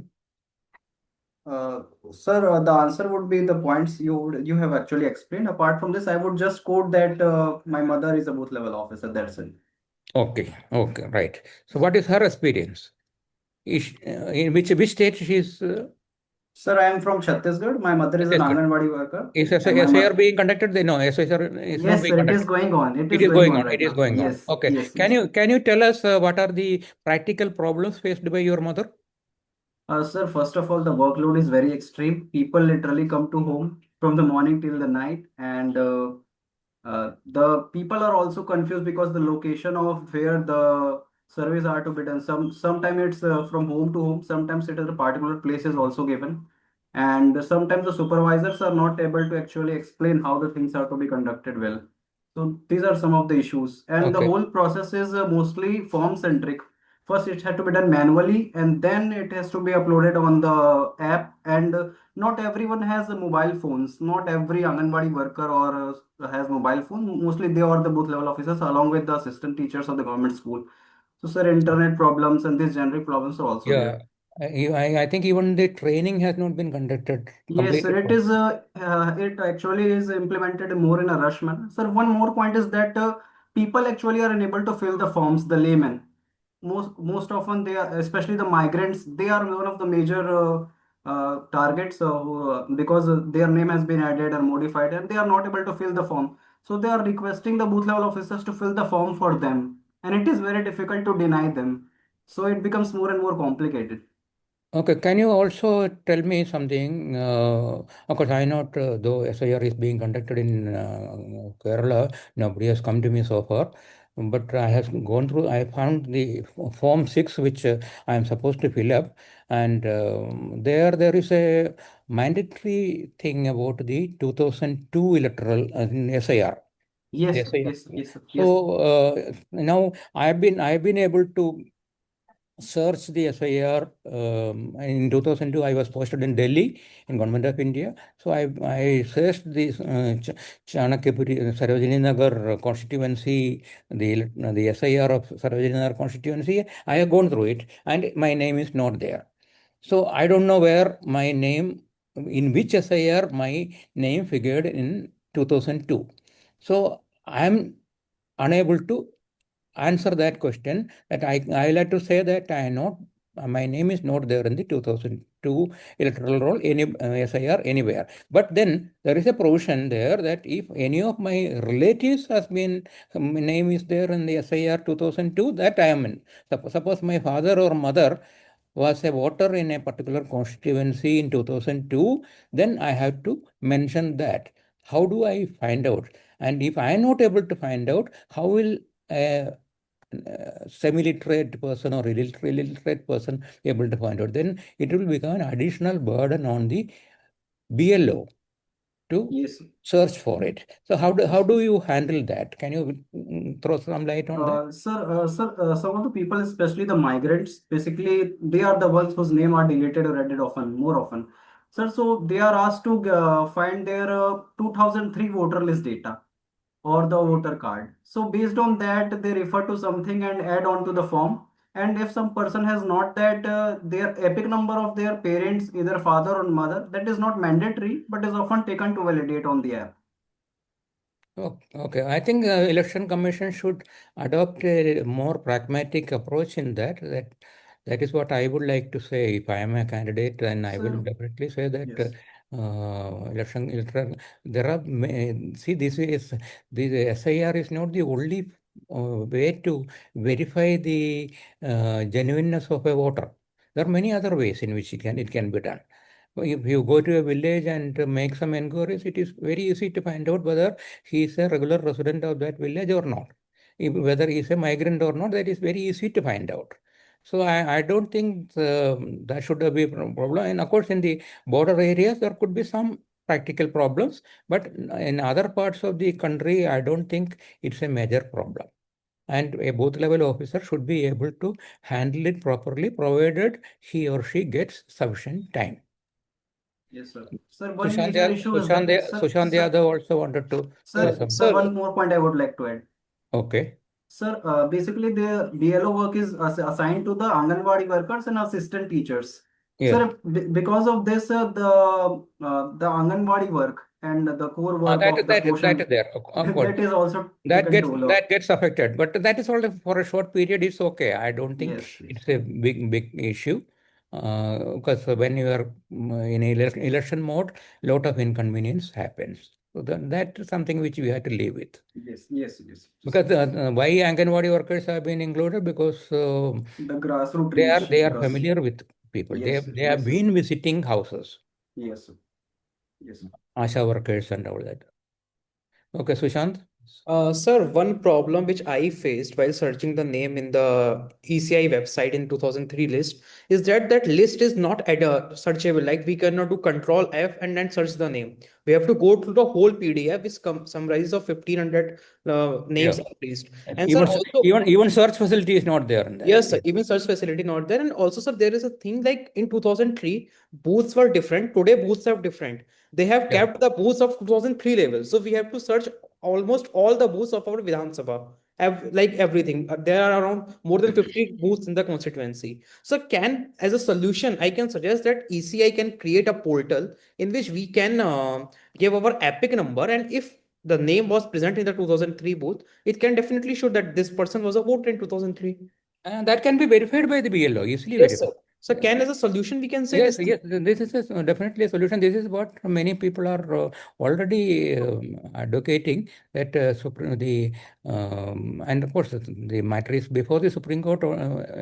It is the final word is yet to come from the Supreme Court, but Yes. the Election Commission should take a more practical viewpoint on it. That is what I would definitely like to say. And sir, also there is a rising cases of deterioration of health of BLOs, rise in suicide of BLOs we can see in the past 2 3 weeks. So can we mention these points also that we have to ensure that they should be given the workload which they are able to bear? Yeah, yes, the workload has to be proportionate to the. It varies from place to place. For example, if it is in a set of villages, so it's very easy. The BLO has to go to that village, or BLO may be living in that village, and it is very easy to visit, say, 400 houses and find out whether the person is there or not. But in a hilly area where the villages are spread out and the habitations are spread out, it is very difficult for a BLO to meet everybody.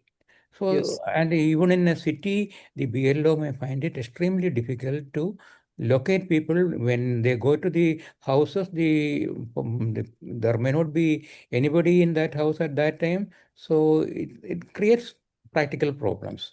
So all these things, the Election Commission should be aware of it, and they should address it. And the type of hurry in which they are conducting the SIR process, that needs to be looked into a little more pragmatically. And sir, also can we raise one issue in front of board members if they ask that in some places BLOs are mandatory asking Aadhaar card. They are saying that we cannot fill your, we are not That is accepting. because of a lack of training. Yes, sir. So, sir, can we put these points in front Yes, of? sir. Yes, there are many practical problems. You can highlight some, Oh, depending on the time available to you. yes, sir. Thank you, sir. Okay. Just I'll take a 2 minutes break and then join.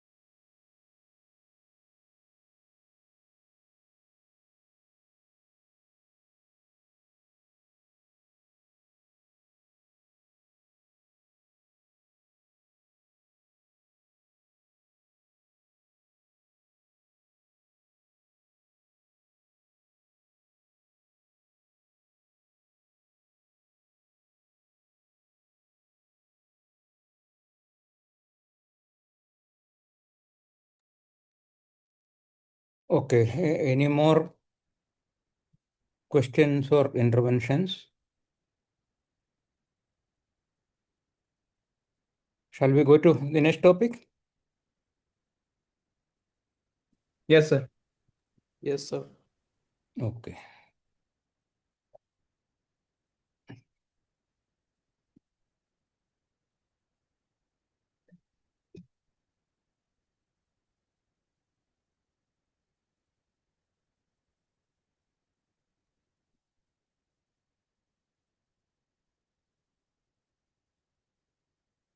I think we'll take the impeachment of Justice Yashwant Verma. The facts of the case you are already familiar, so I am not reading it. You can just read and refresh your memory about the issue. And the impeachment procedure has already been started.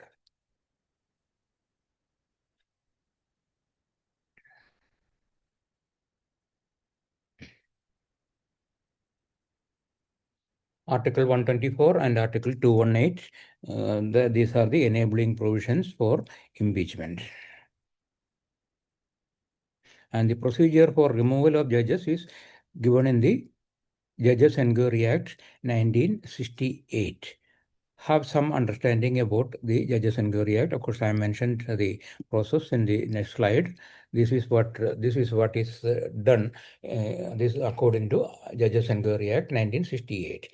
An impeachment motion may originate in either House of Parliament. To initiate the proceedings, at least 100 members of Lok Sabha may give a signed notice to the Speaker, or at least 50 members of Rajya Sabha may give a signed notice to the Chairman. The Speaker or Chairman may consult individuals and examine relevant material related to the notice. Based on this, he or she may decide to either admit the motion or refuse to admit it. Now, if the motion is admitted, the Speaker or Chairman will constitute a 3-member committee to investigate the complaint. It will comprise of a Supreme Court judge, Chief Justice of a High Court, and a distinguished jurist. This has already been done. The committee will frame charges based on which the investigation will be conducted.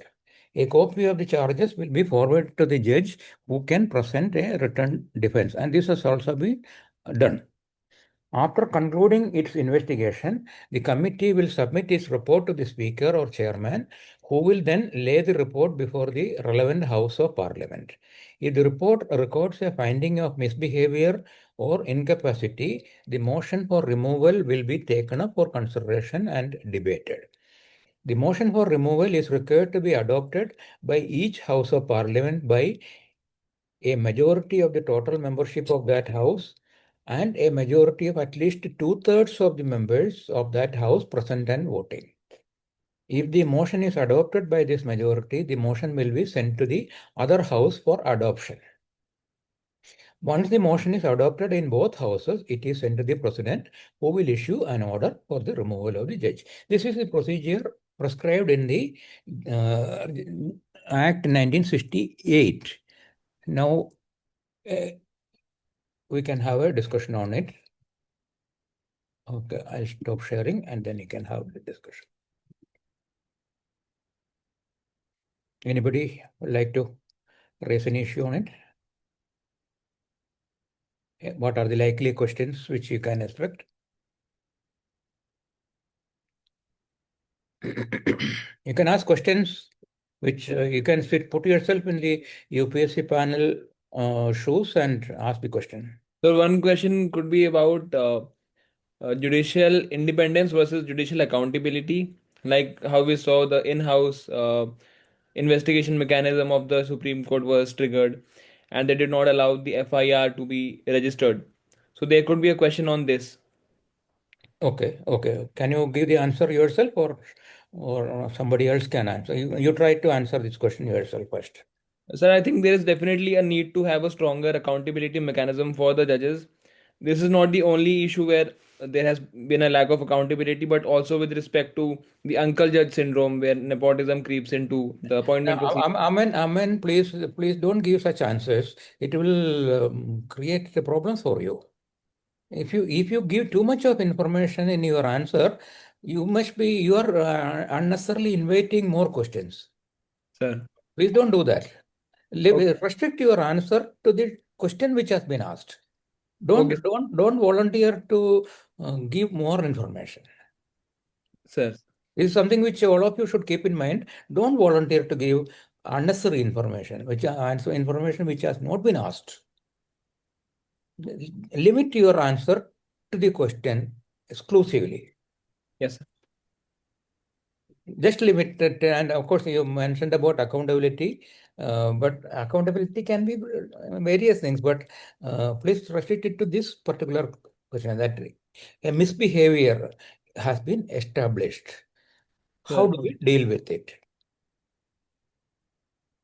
So there has to be an external check, not just by the judiciary itself, but an external mechanism that can investigate charges independently, and it can be arrived at based on a consensus between the judiciary, executive, and that is what is being provided in the Judges Inquiry Act 1968. Sir. But as you have seen, the three members of the inquiry committee are from the judiciary. Two of them are judges and one is a jurist. So they are not from the executive. But then the executive doesn't come in the picture at all. The parliament, of the three wings of the government, the judiciary and the legislature comes in the picture. The executive is not at all there. Executive will come in the picture only after the president has passed the order. Sir. Executive is not there at all.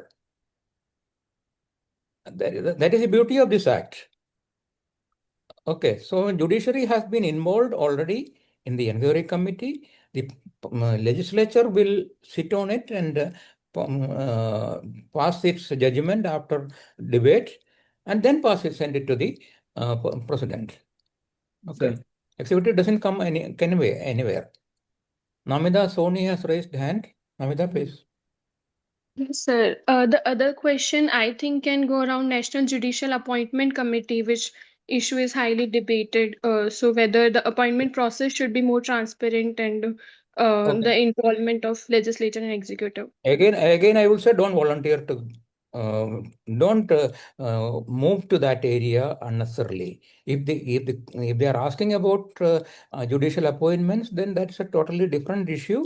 You have to be prepared separately for that. Right. So don't try to in the one very golden rule in UPSC interview is that limit your answer to the question. Right. Listen to the question carefully, and that is where the structure of the answer is important. You have to conceive the answer in your mind before you deliver it. Right. Okay, so it takes 1 or 2 seconds time to frame the answer in your brain. Then give it. And there, be careful not to include any extraneous matter. Any matter which is not relevant to the question asked. So judicial appointment, please don't volunteer to give that. If the question is asked about judicial appointment, you can definitely give. Otherwise, it will be something like a discussion which has gone out of hand. Right. Don't allow that to happen. Limit it to the topic which is being discussed. On this itself, there are various aspects. Okay. Yes. Somebody else has raised hand. Nikita. Yes. Okay, Nikita Verma. Yeah, good evening, sir. So Good for evening. this aspect, can we say that there should be in-house committee formation? That was already there. The Supreme Sir, Court, Chief Justice of Supreme Court had conducted an internal inquiry. yes, and second, we can say that if consensus develops, then the parliament can bring a law, or parliament can amend the constitution and strengthen In the what judiciary. what manner? What manner of amendment? Do In you think in the existing provision is inadequate? Sir, at present, it has been seen that previously also, or maybe in 70 years history, no judge has been impeached, but there were cases where the integrity of the judges were in question. So Yes. now, if we, one way is that the judiciary conducts transparent inquiry and carries out the procedure. So this will actually, because judiciary is a public trust, so it has to act in good faith. Now we have seen earlier also from past precedents, we have seen that this has not been the case. There were cases that were filed, but no conclusive result was seen in hand. So Yeah. now, if this issue has to be solved, And then what is the issue? There is no issue, no? There is no the issue. The present procedure is almost a foolproof procedure, isn't it? yes, sir. But then still, if the procedure is foolproof, then we should have complete transparency in the dealings and the conduct of the judges. But the present situation has. The transparency is not there and they are misbehaving. That is why the provision is there. Hmm. Sir, so there is either we only have two options. Either the judiciary mends its ways itself, or maybe then the parliament, because it is like the next constituent assembly, like the constitution itself empowers the parliament that it can bring any amendment because it also represents the public trust. So the parliament can bring constitutional amendment or some method or procedure to basically bring transparency in the system. Or the third aspect can be we can bring transparency through computers or maybe artificial intelligence and the kind of ICT technology, because in every other government department we are using technology to streamline the entire process, but the process that the judiciary follows is still majorly in the form of written records, not available completely online. The proceedings are also not online. So these are the only methods through which we can solve this issue. The parliament tried to find an answer to this question because they came up with the National Judicial Appointments Commission Act. They passed the act, but it was struck down by the Supreme Court. And then the parliament should have taken up this issue with the Supreme Court, but it didn't happen. So everybody is playing safe. Nobody wants to have a confrontation. Everybody is trying to avoid confrontation. So that is why things are happening the way they are. And there is a provision in the constitution for all India judicial service, but that also not happening. So there are many things which the parliament is capable of doing. The constitution provides the parliament to take action on many things, but they are not doing it for obvious reason. They don't want to have a confrontation. But this gradually things are also changing in the judiciary. You might have seen that recently they are trying to make things much more transparent. Earlier, they had taken a decision that the property returns of judges will not be put on the website. Now they have decided that it will be put on the website. So things are changing, but I think even 75 years is not a very long period for things to happen in a democratic setup like ours. So things will change, but if the parliament wants to have a confrontation, it would have changed long back. And the Supreme Court would have definitely accepted the superiority of the parliament. But they don't. Parliament doesn't want a confrontation. The executive also doesn't want a confrontation. That is where we are at present. Gauri, Gauri, you wanted to. You My raise your hand. thinking about the what are the probable questions in this news.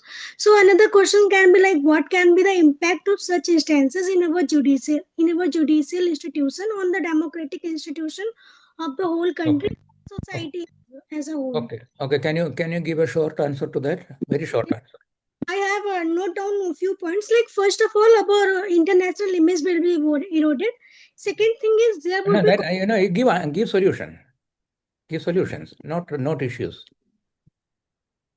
So I was talking about impact of such instances on the society. Okay, And okay, impact. Okay, impact. Okay, fine. Go ahead.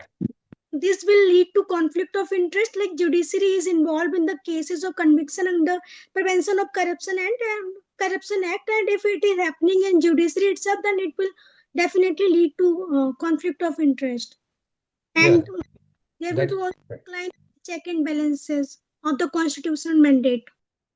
Okay, right. So try to frame it in a way that sounds appealing, then that answer will be acceptable. Darshan Gandhi. Yes, sir. Yes, sir. Sir, I want to add a point. I find a lacuna in the Judges Inquiry Act and the constitutional provision per se, which is that in 1993, Justice Ramaswamy was impeached and the committee found him guilty. However, due to absentee of certain member of parliament, he was not impeached at that time. So, despite the judiciary finding a judge guilty of misbehavior, he was not impeached. So, we should have some other mechanism so that the judiciary itself can at the first place decide, and if judiciary is not able to decide, then the parliament should intervene and impeach the honorable judge. This might happen even in the present case, Yashwant Verma's case also. It might happen that he might resign before the the processes are the parliament debate starts. He might resign, then the whole process will come to a standstill. So So this in will have Ramaswamy's case also. I think it happened like that. no, sir. In 1993, in Ramaswamy's case, he didn't resign. The Congress MPs, the Congress MP were not present in the House for voting, and therefore the motion failed. Later, in Okay. Justice Ganguly's case, he resigned in 2012, I guess. Okay. So such things do happen because the parliament, many of the MPs, they are not very comfortable confronting the Supreme Court judges. So, Yeah. so as a solution to this, I propose that there should be a mechanism where the judiciary should first itself decide whether the honorable judge should hold the office or not. And if the judiciary fails to take an action, then the parliament should intervene and follow the constitutional provision. This can be a solution to the deadlock. What the Supreme Court is doing nowadays is that they don't assign any case to the judge. That they are doing. I think in the case of Yashwant Verma also probably that Yes, is sir. happening. Yes, sir. Yes, That is only to keep the issue suppressed. It's not a final solution. Final solution has to be impeachment only, because otherwise there is no other procedure available right now. And impeachment process is a very sound process. It is there. It is followed in almost every democratic country. It is being followed, and we have a fairly good system. But that system is not allowed to work. That is a different thing. Whatever system you adopt, it may not be allowed to work. So suppose if it is left to the judiciary to take decision, they also may do the same thing. They may also they may also postpone it, or they may not. They may sit on it for indefinite period. They may not take any decision. So all these things happen, but that is why the separation of powers are there, and let the parliament take a decision. Now of course, the ruling party is also in favor of the impeachment. So I hope that the impeachment process will go through this time, unless he resigns and goes away. Ranjana Singh Sangar. Ranjana, please. Sir, as a solution, can we see that we should bring judiciary under CVC or Lokpal? Lokpal itself is not a very effective institution. Hi, morning, Father. So how do we make Lokpal effective? बाकी लोग late है work from home. Ankit, please keep yourself muted. Unless you are talking, please keep yourself muted. Only if I take the name, you should unmute yourself. Yes, sir. Then means that would then the panel members can say that it would affect the judicial independence if Yes, that's a big major issue. That's a major issue. Yes, sir, that would be a tightrope No, walk between. nobody is interested in disturbing the judicial independence. Judiciary Yes, has sir. to be independent. There's no question about that. But how much independence can be given? That is a thing. And the Constitution has prescribed very clear answer to it, but that answer is not being followed. There is no provision for a collegium in the constitution, but that has been done and nobody is challenging it. No, Parliament is also not uh, feeling very uncomfortable about the collegium proceeding, though they say that it's a wrong procedure, but they are also keeping quiet about it. Again, it is only because we are an evolving democracy, I would say, that we are yet Yes, to sir. become a mature democracy, so things will change. So let us hope that things change faster. That's all we can hope for. But otherwise, no member of parliament will be in a mood to confront the judiciary. Yes, sir. Okay, Himanshu. Yes, sir. One question can also be asked, like what can be the preventive measures or safeguards can be taken so that such instances do not occur in the first instance? Because Okay. the Judges Inquiry Act is cannot undo the damage that has already been done. So I think that, sir, since the CGI himself has once announced that the institution of CGI is under RTI, so why not bring the entire institution of Supreme Court into the ambit of RTI? I think it has been done now. The RTI application can be filed, but whether they honor it or not, that's a different thing. Sir, and second point I could think of is that, so like we have a civil services conduct rules, similar kind of arrangement can also be brought into the institution of They judiciary. have their own institution. They have internal mechanism. They have an internal mechanism. There are certain there are number of judgments on it. I think it is called the um, judges. I don't remember the name. There's a series of judgments on the conduct of judges by the Supreme Court itself, Yes. and that constitutes the conduct rules for the Supreme Court Sir, I or think for the judges. core principles of judicial conduct. Yeah, it is there already there. Sushant Yadav. Sir, can we mention about that as prevention is better than cure? So, can we make the collegium system of appointment more transparent? You can say that, but then you should be prepared for a discussion on it. If you have enough material for discussion, please go ahead. See, okay, now that you have asked this question, let me tell you some secret of scoring marks in UPSC. Suppose if you are very strong in some area, you have prepared very well about, say, let us say, you have prepared very well about collegium procedure. You are prepared to answer any question on that. Then it's a very good strategy in the UPSC interview to lead the panel to that area. I know many, I've been getting feedback from many of the candidates who have been appearing in the interviews like you are all doing now. So I get feedback from many of you. When you go for the interview, I'll be very happy if you share your feedback with me. Some of you are doing it also. I've been specifically asking some candidates to give me feedback because their cases are very, very special. So, and they have been giving me the feedback.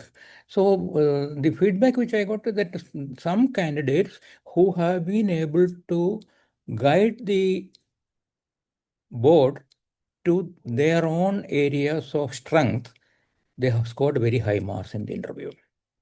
It's a technique which many candidates have adopted. I will request all of you to prepare very, very well about some areas and make them your areas of strength and try to lead the board to that area by dropping some hints, dropping some keywords on which the panel will start, they will catch on that and they will ask questions. And then you will be able to perform very well.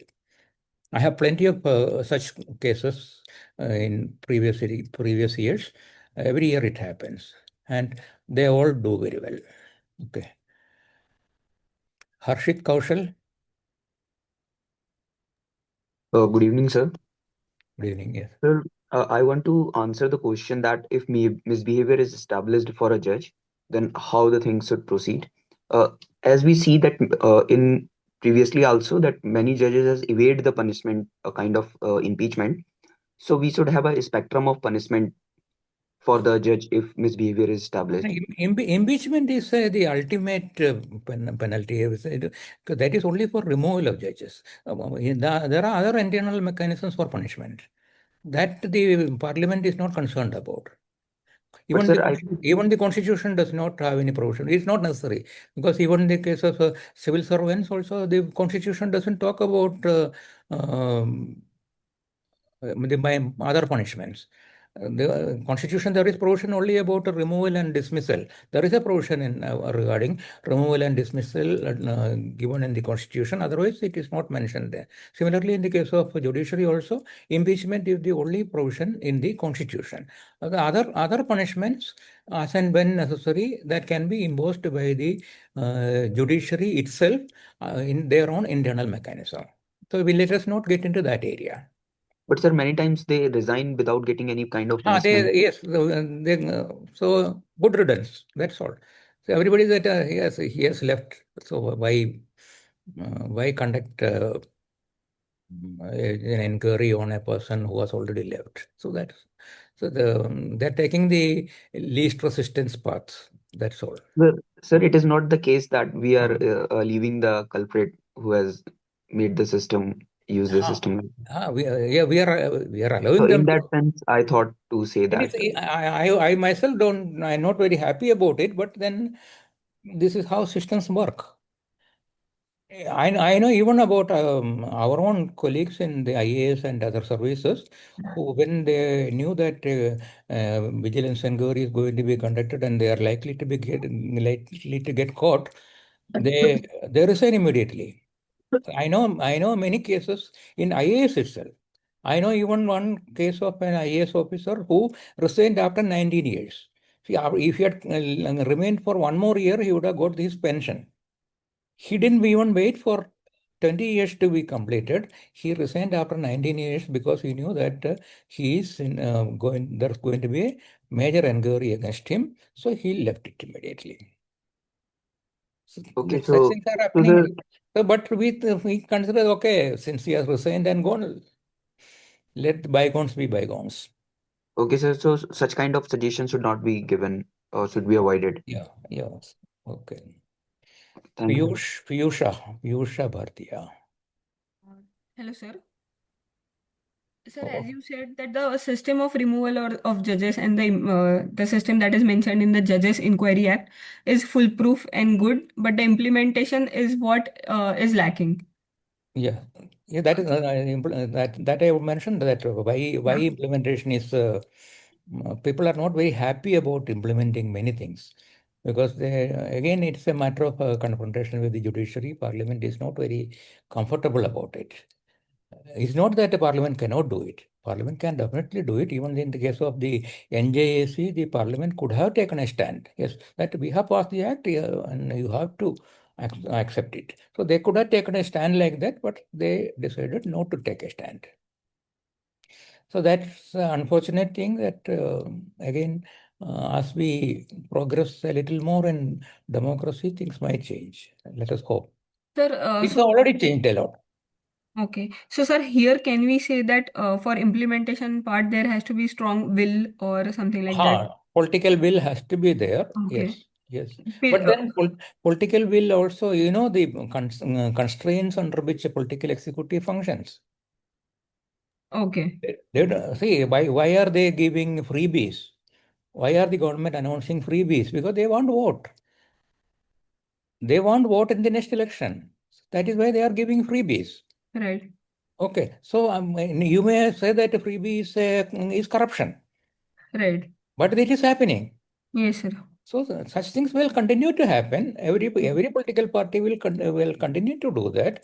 Every Hmm. party in power will do that, and we will keep on criticizing it. Okay. Sir, okay, and in interview, we shall stop here. That the implementation is what is lacking, and it requires strong will from the judiciary and political. You can suggest it. You can don't say that the judiciary is wrong or the parliament is wrong. Don't say that. You can give suggestions.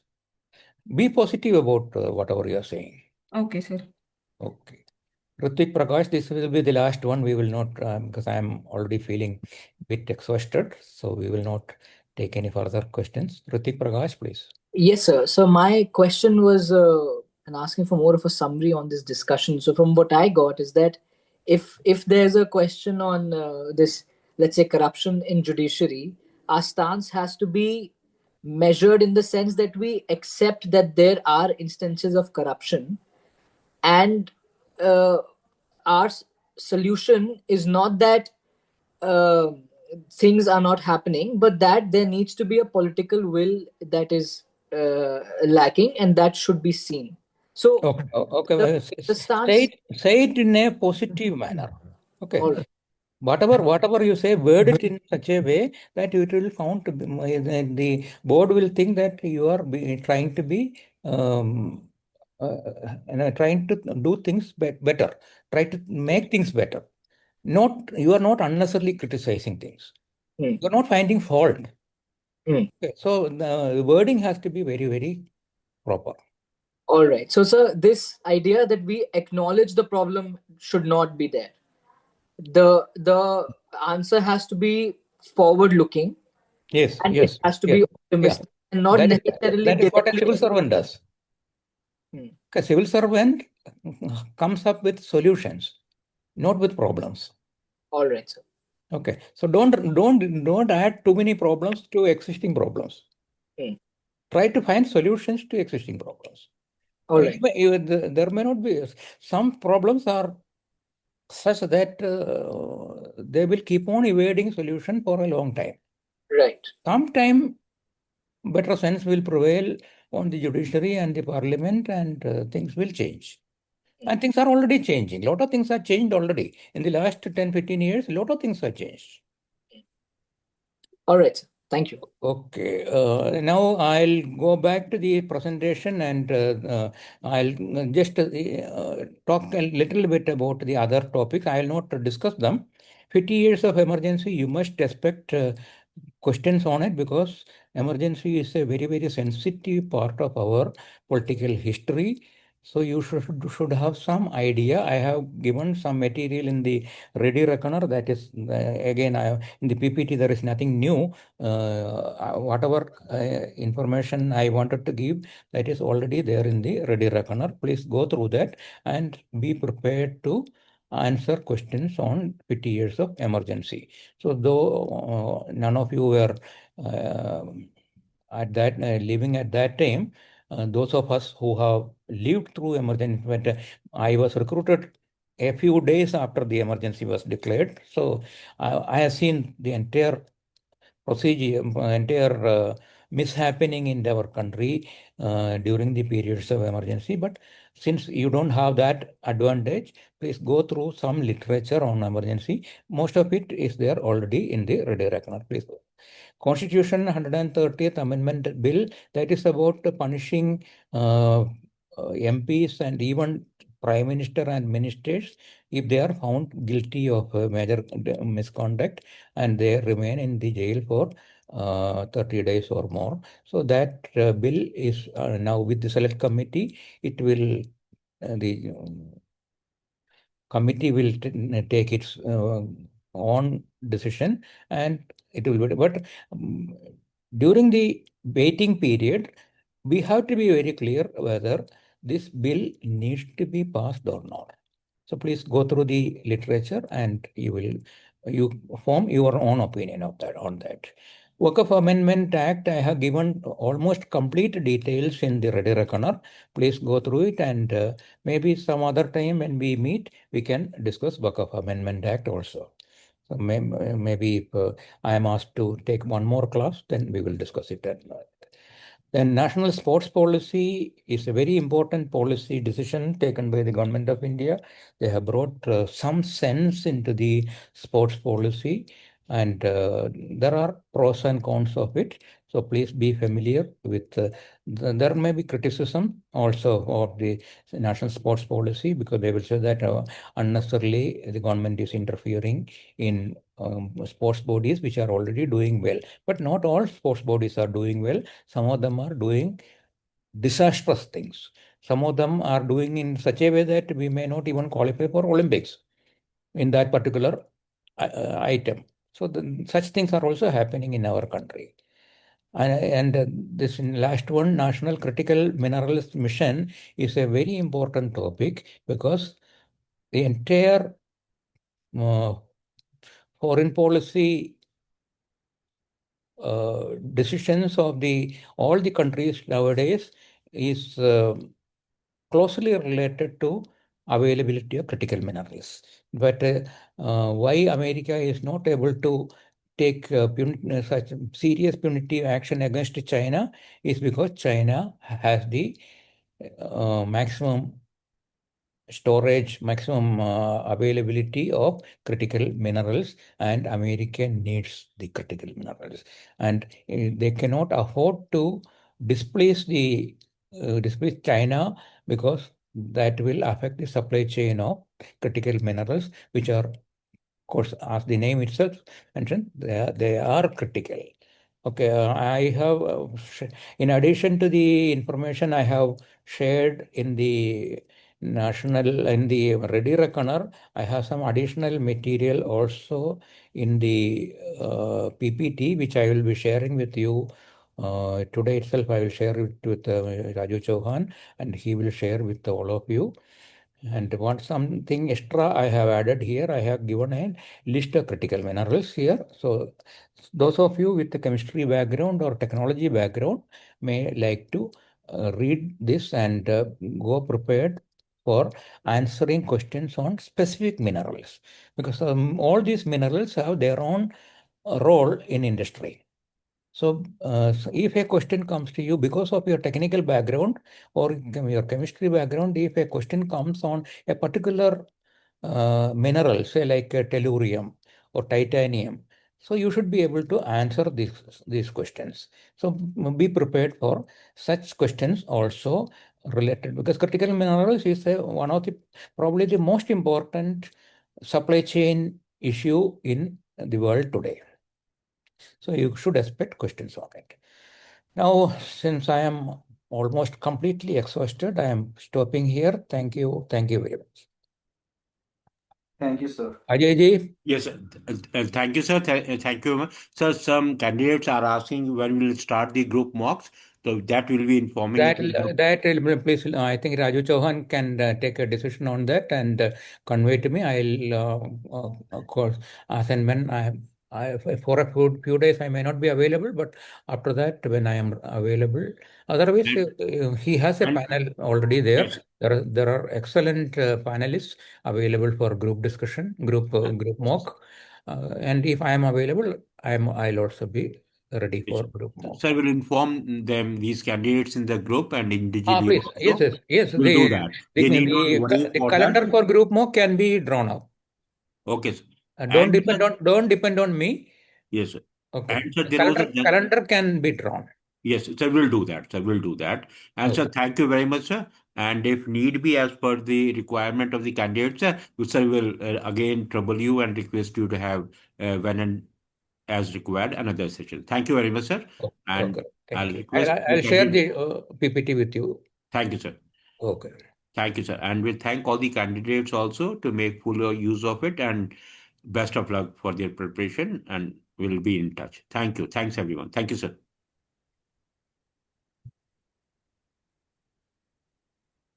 Thank you, sir.